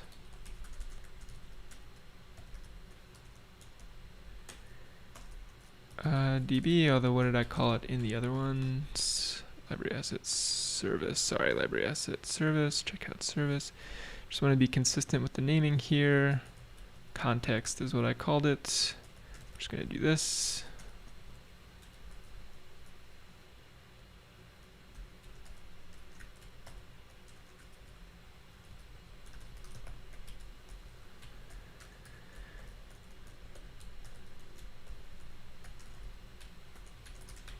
Probably don't need these. We'll find out. Don't need this one. Oh yeah, just need to update the name. Library asset ID. This one's looking good. That was an easy refactor. Things get easier now as we get on a roll with the refactor. Right, to do, make use of that. Expressive return types. Service layer return types, I should say. And solid. Hold service is never used. So that's telling me that, or reminding me rather, that we need to head into our startup and make sure that we add mappings to the services that we haven't yet. So like hold service should map to our concrete implementation of hold service when we start our web server, so that the map of dependencies gets resolved. That's good. What's this subset about? Right, results never used. That's cool. We have a to-do for all of that. So here we are going to come back into checkout service. It's going to be very similar to our hold service, except it handles the business logic for holds. The hold service is the hold service. It's kind of a tautological comment there. I check out service, all good. All right. So library asset service is the next big one that I think we've already pretty much implemented.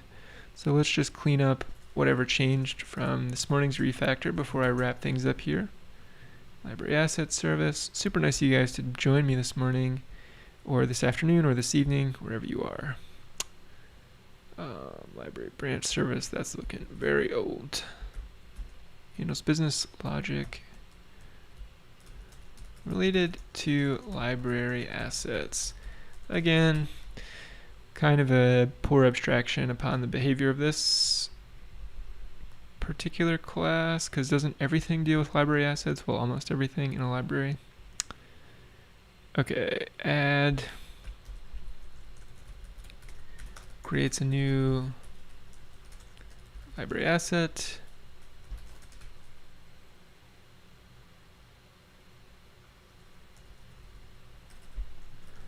Gets a library asset by ID.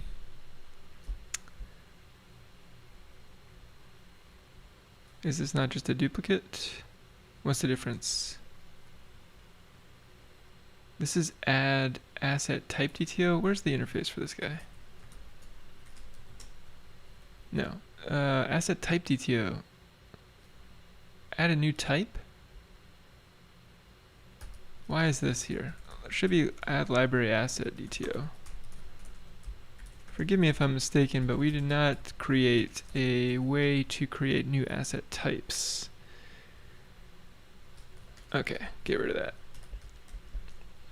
Retrieve a... Get a paginated list of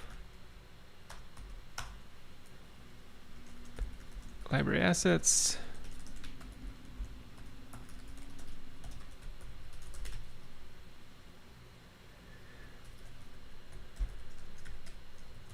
Gets the author or director. This is where we had that discriminator column because of all the weird stuff related to abstract classes and inheritance when it comes to creating or mapping that to SQL tables, but that's the solution that we're using, is this discriminator table. All right, gets the author or director for a given asset ID.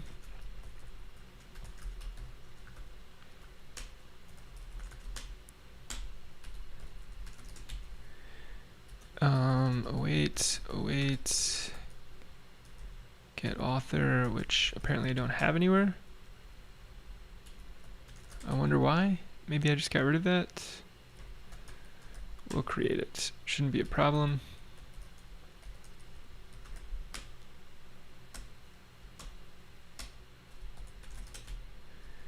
Okay, if it's a book, we get the author, otherwise we get the director. That's a little hacky, but We only have those two types at this time. So this is gets the director of a, what was my asset type?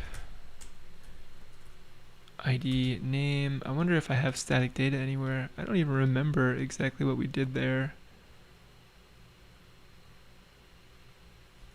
I must have filled the database with static data. You guys have to let me know if you remember. In any case, no problem. We'll come back here into the library asset service.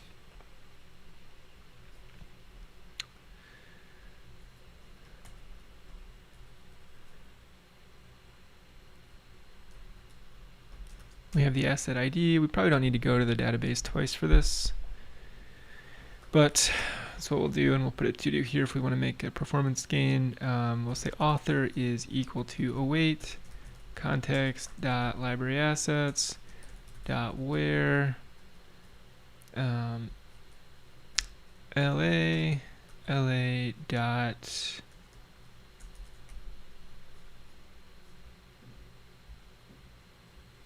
how do we jump to the author?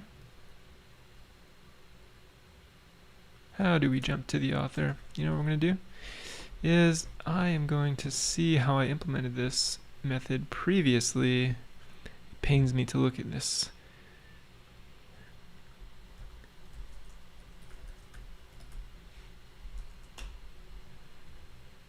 Wow, okay, just type coercion, book, get ID, return book.author. Oh, lordy, lordy. Let's see, author is equal to library assets dot. So we just basically wait get asset ID. Our asset service results. Our asset is asset service result dot data. Var author is the this is the director actually. Video? Is that what it is? Video.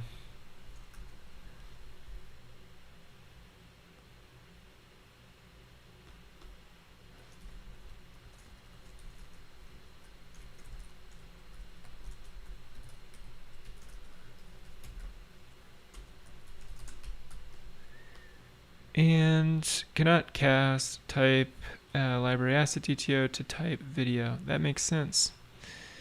And if we do it this way, it's not going to respect that. So this will be a to-do. Do we need to, I wonder if we can do an implicit operator here, or an explicit operator to do the type conversion.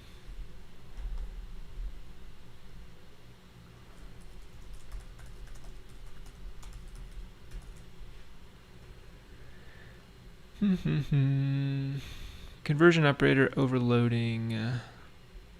So when you create a new class, it's not, yeah, obviously creating an implicit conversion operator.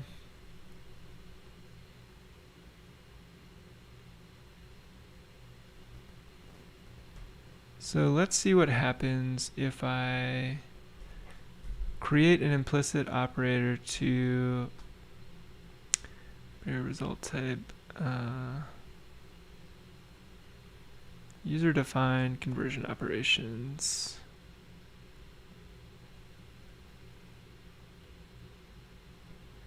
So what I would want to do is something like this is what I'm thinking. So that we can use our cast expression.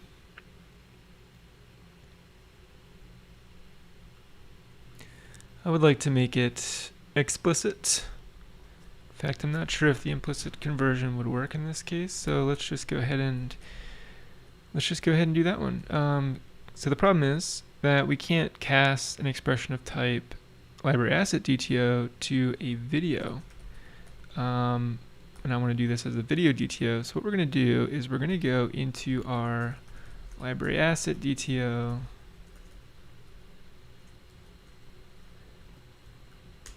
And I think that really all we need to do is make an explicit operator to a video. Hey, Kuzvlad. Video DTO, where we have a library asset DTO.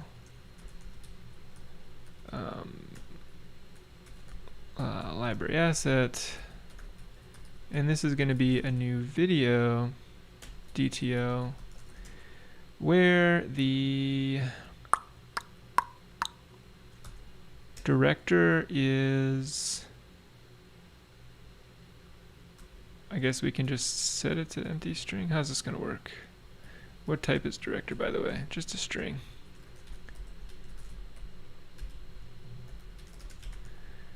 Yeah, let's just see what happens when we do this, actually. The goal here is to be able to explicitly cast our library asset DTO to video DTO or to a book DTO.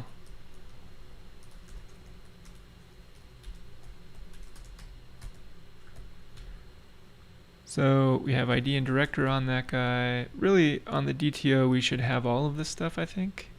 Might be getting ahead of myself here, but we don't have any sort of inheritance schema for the DTOs because I just don't want to do that. Probably should want to do that. All right, so we got all this. We got all this as well. So it looks like this is all taken care of for the book side of things. For the video side of things, now that should be taken care of, and then now we can do our casts. Okay, so that's nice. And then the director is the asset director. And so now we just need to return a new service result of type string where the data is the director and the error is null because we're doing happy path. I can't wait to do the error handling. That's going to really be satisfying. All right, so get author. We need to be able to do an explicit conversion to a book DTO asset.author in this case. And this guy is now an author. Guy or person gets the director of a video library asset. Here we are, it's the author of a book library asset. It's nice that we can define the operators the explicit operators for conversion or casting directly on the DTO objects themselves. Gets the current location,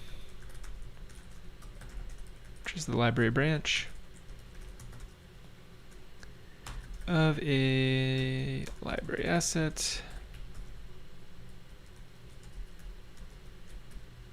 Should say of the library asset ID, first default async. Nice. I think this is slowly coming together, y'all. So get Dewey index.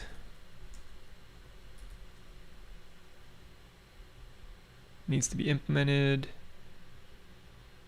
All this stuff looks pretty easy.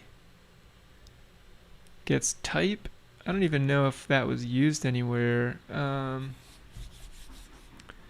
For these, they're so straightforward that I almost just want to wait until they're needed. Get library card by asset ID. That's kind of cool.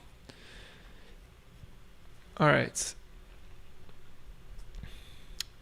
Let the journey continue. What time is it? 12:35 here. I'm going to work until 1 p.m. my time, so another half an hour. Thank you all for joining me this morning.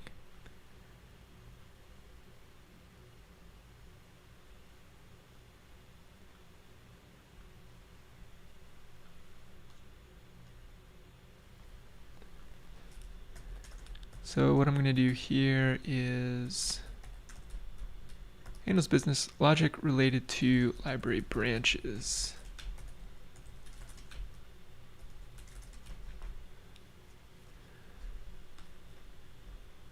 Going to close all of the others.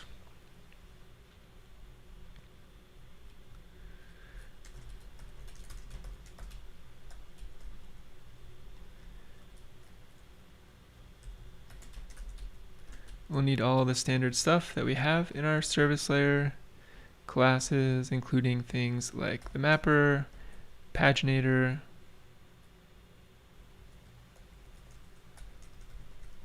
and the DB context.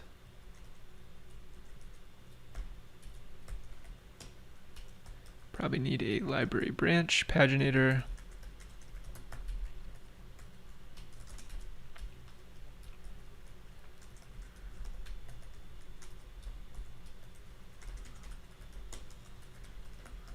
I should write some type of script to autocomplete the constructors here. Okay, paginator, this is the library branch type. Creates a new library branch. Here we want this to be a DTO, by the way.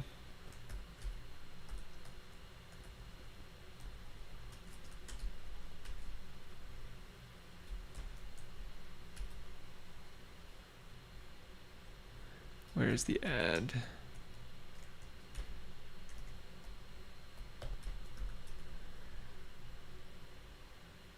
So yeah, I should have just worked on the other one, but this is our task service result. And I'm going to stop complaining about the fact that I made all the void stuff bool, unless I didn't in this case. Add, okay, in this case we return the actual library branch DTO, which is cool.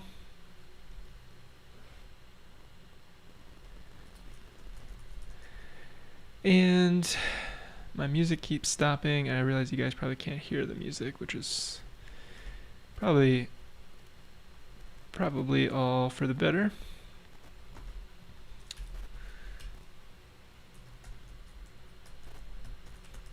Async. Add async. Oh wait. Return new service result library branch TTO. If you're just joining, I'm ignoring error handling for the moment. What's it mad about? Doesn't match type int. Where?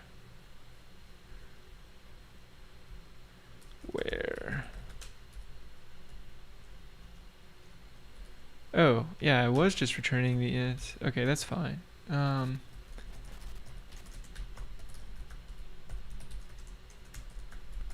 So this would be the var branch ID. And here we have data is the new branch ID. And error is null. Again, I'm not doing error handling at this time, but we will. It's in the to-do list. Get branch hours.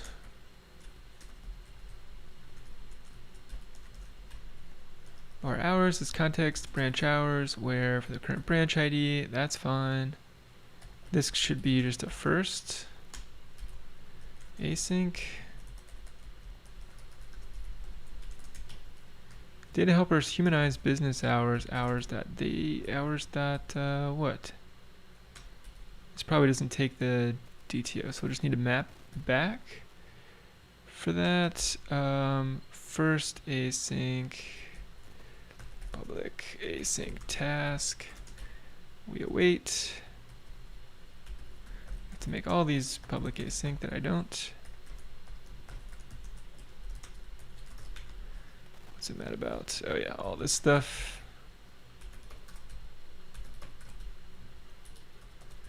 This is what I get for making my IDE just implement the interface for me when the existing methods are already in the class.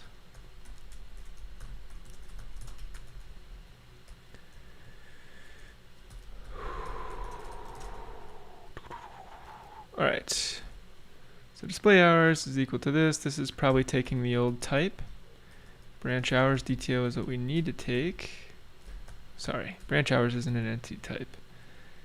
New list of string, branch hours, IEnumerable. Alright, so what you mad about? Library, that's not collections, IEnumerable, branch hours. What's it upset about here? Oh, Oh, sorry. This is a select or whatever I had before. Sorry about that.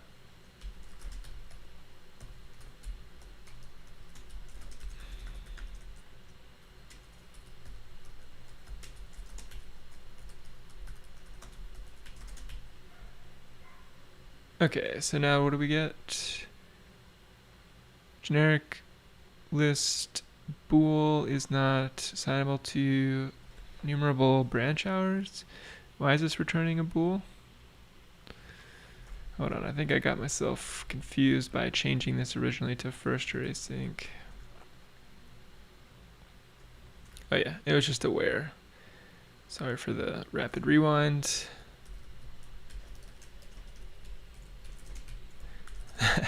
I was selecting on the bool. That's silly. I need more coffee. Return display hours. We're returning a new service result list of string where the data is the display hours and the error is null. And display hours is coming back actually as a list of strings. We just need to, I think we just need to do this because it's coming back as just an IEnumerable. So we need to make it explicitly that toList type. Humanize business hours, data helpers. Okay, I'm gonna just bring this in as static. So the nice thing about that is now in our imports we can say using static data helpers and just kind of brings that namespace in. All right. We're adding, here we're getting branch hours, wait, blah, blah, blah. What's it upset about now? Oh, that's right, get branch hours. So now we can delete the old one. Get patron count. So here our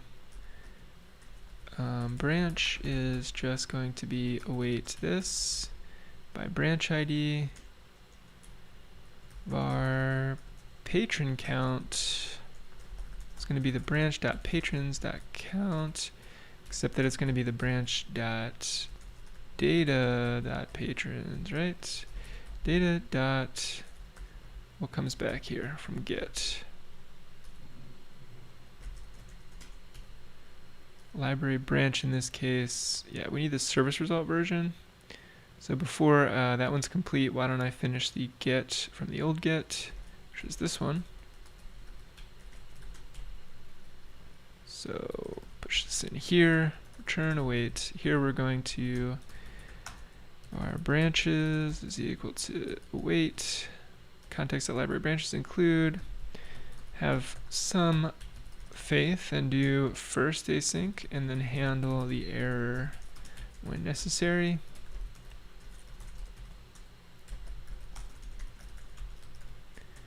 Data is equal to branches. Error is equal to null. And then our branch DTOs is equal to mapper dot map. Our list of branch DTO.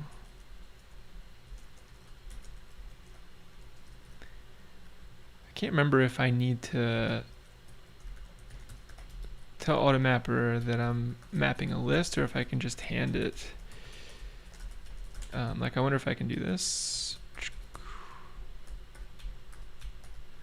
Yeah, that would be nice. Looks like maybe I can. To check if AutoMapper needs list.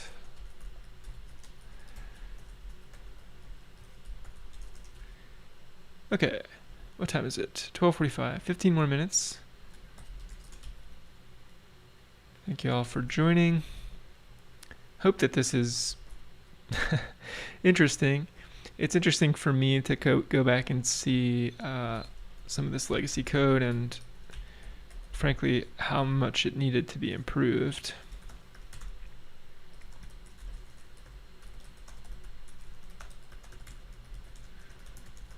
If you're just joining, I'm interested in learning about what type of videos you'd like me to make for the rest of the summer while we are here. in the channel together. All right, so get, what's going on here? Gets a library branch by ID.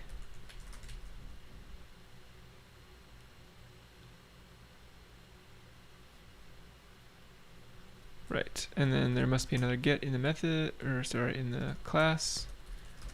And that's good. Now it's all good. Is branch open? To do implement, return true. All right, we're gonna throw a new not implemented exception there. Put it to do. Returns true if a library branch is currently open. Otherwise, returns false. So for this, the idea is that we would get the current time, UTC. We would evaluate, we would get the branch hours. And then if current time UTC between, we would want some way to map. There's a couple ways we could do this. We could just take current milliseconds since the start of the week, and then make buckets for each of the hours, the time spans that correspond to when a library branch is open in terms of like the week, because it's a weekly schedule. And then we can look if our timestamp, or if our milliseconds since start of the current week is in one of those buckets. And those buckets would just be integer ranges or long ranges, whatever we need for milliseconds. We can do seconds. Integer ranges between start and end for a, I think that's how I'm going to do it. So what we do is get the current time, get current seconds since start of week. Get the branch hours, and then we need to parse branch hours into ranges of seconds, into n ranges of seconds. Return true if I'm going to pseudocode this, or not pseudocode, but I'm going to pseudo name variables. Get the branch hours, parse branch hours into a list of, could be anything. I mean, it doesn't even need to be a list. We could just make it a list of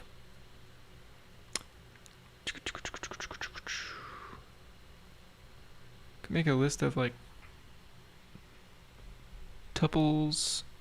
Let me think.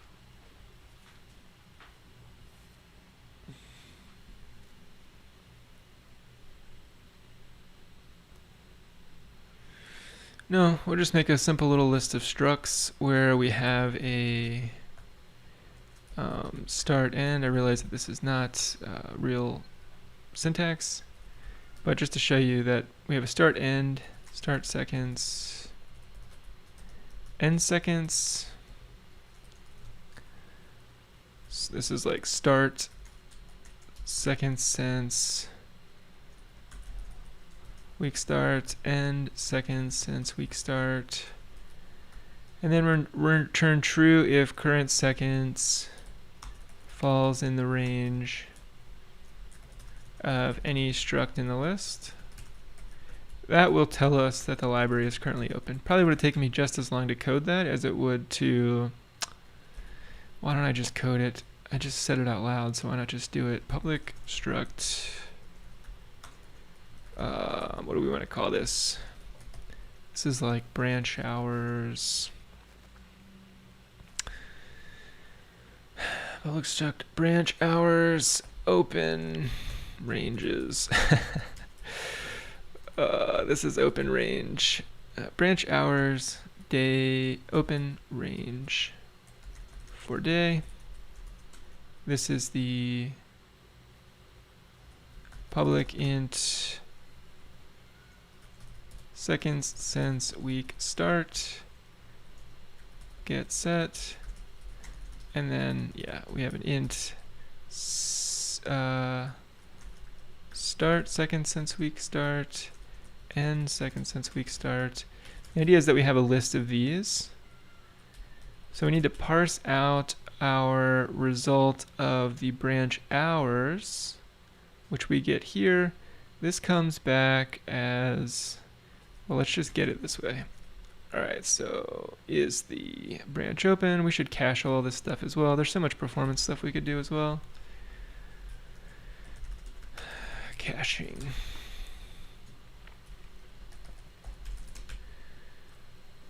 Okay, where was I? So we get the hours, where the branch ID is the branch ID, to list async. What does this look like when it comes back? DB set of branch hours. Okay, we have the day of week, the open time, and the close time. These are ints, which are hours. It's a little more complicated than I thought. I had set it up. But okay, we get the day of the week, we get the open time and the close time.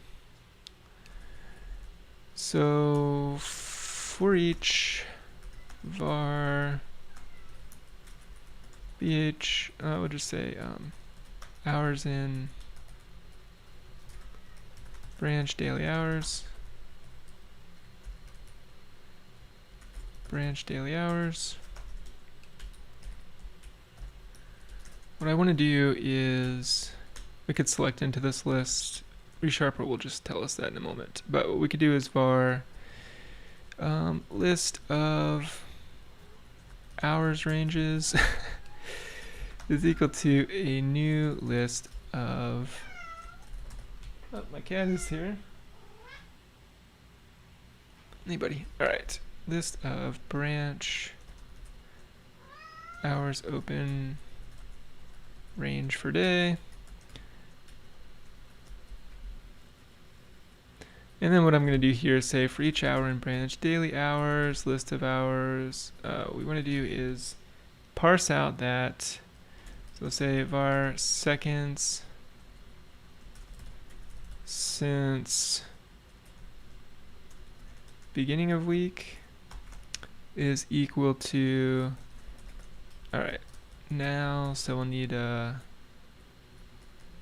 now is equal to datetime dot utc now. Second since beginning of week is equal to now dot. Is there a way to get the week? Because we could do day now times day of week. Is that the only thing we can get?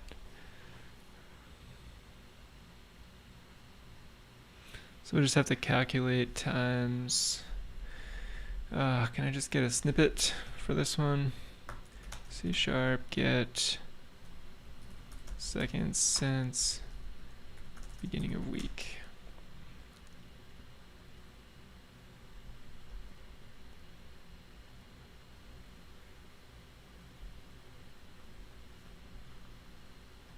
Well, we could write it ourselves. I guess I'm being too lazy here. All right, what's day of week returning us?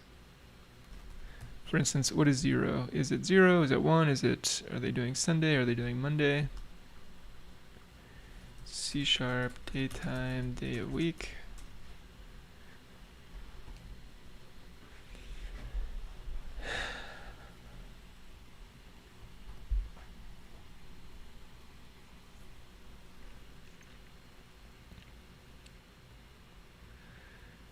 Day of week Sunday to day of week Saturday, cast to an integer.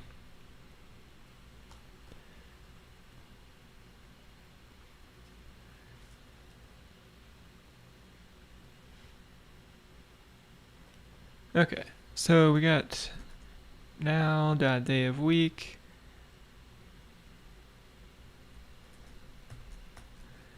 And so we would want to do 7 minus To get the beginning of the week, we would want to get now/day of week times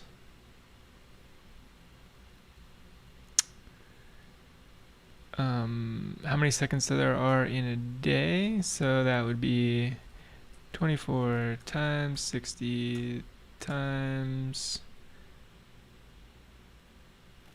60, and this would actually be now dot day of week minus 1, because we're not through the full day yet.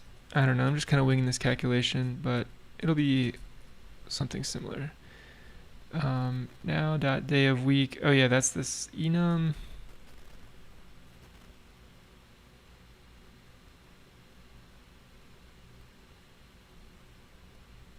So Sunday is 0.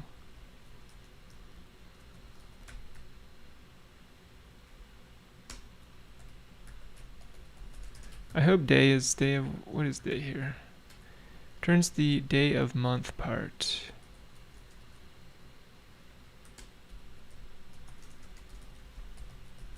Why doesn't this allow us to do this?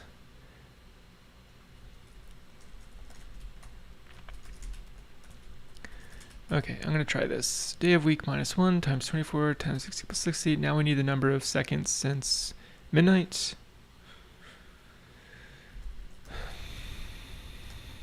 Plus now dot day.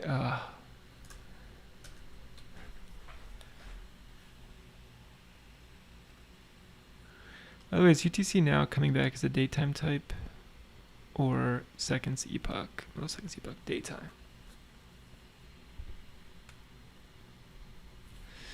So we just do now minus and we're gonna get a time span here. All right, so var seconds since midnight. All right, my brain is starting to slow down.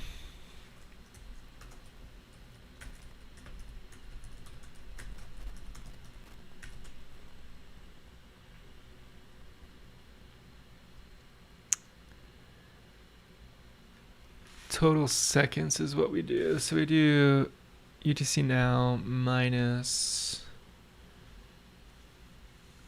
like the day.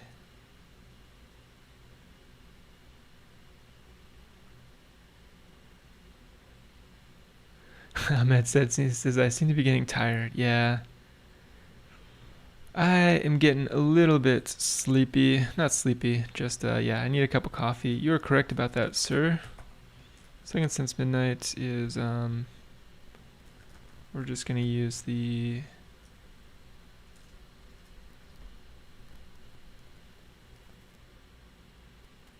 daytime now minus some specific date. So we'll do, that's seconds since midnight is now minus now dot date. I think that date is going to give us midnight on this day.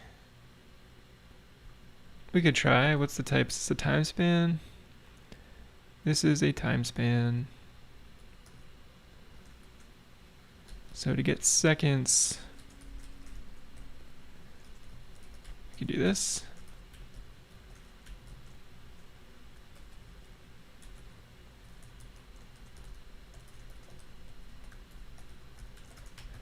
All right, so, and then the stuff in parens here is the current day of week minus 1 times 24 hours times 60 minutes in an hour, 60 seconds in a day. So what we'll do is var seconds since seconds to today from beginning of week, which we can just call seconds to today. Since week, and this is going to be this, and then now we can get rid of the parens, And we can say that this is the seconds to today's since week. Forgive me if the math is wrong. I do need more coffee.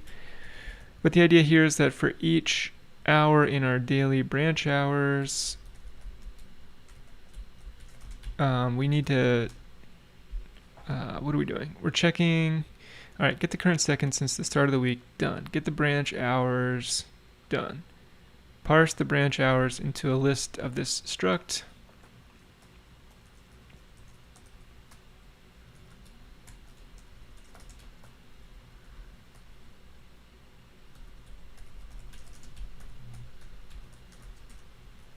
And so for hours in branch daily hours, which is a branch hours instance, which is something that contains a day of week, an open time, and a close time. So we have our day, our start, and our end. Our branch hours open range for day.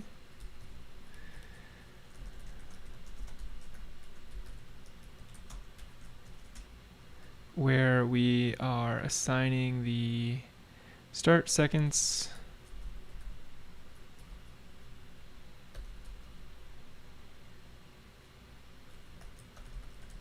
it's okay to make that private, doesn't matter too much. Branch hours open range for day, branch hours open range for day.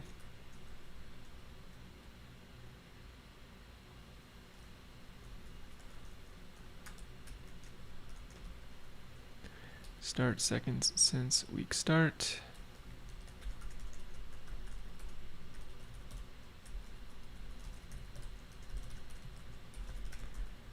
Why doesn't this work?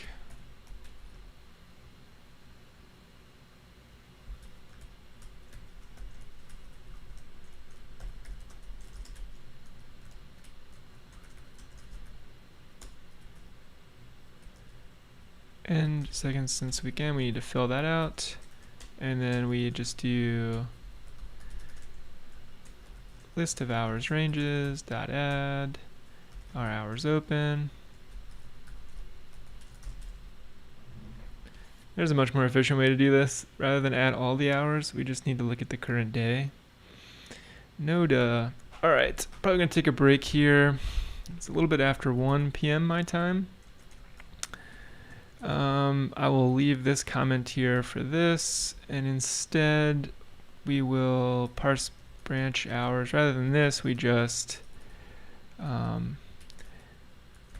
create branch hours open range for day for today, and then return true if this falls within the range of the struct. Okay.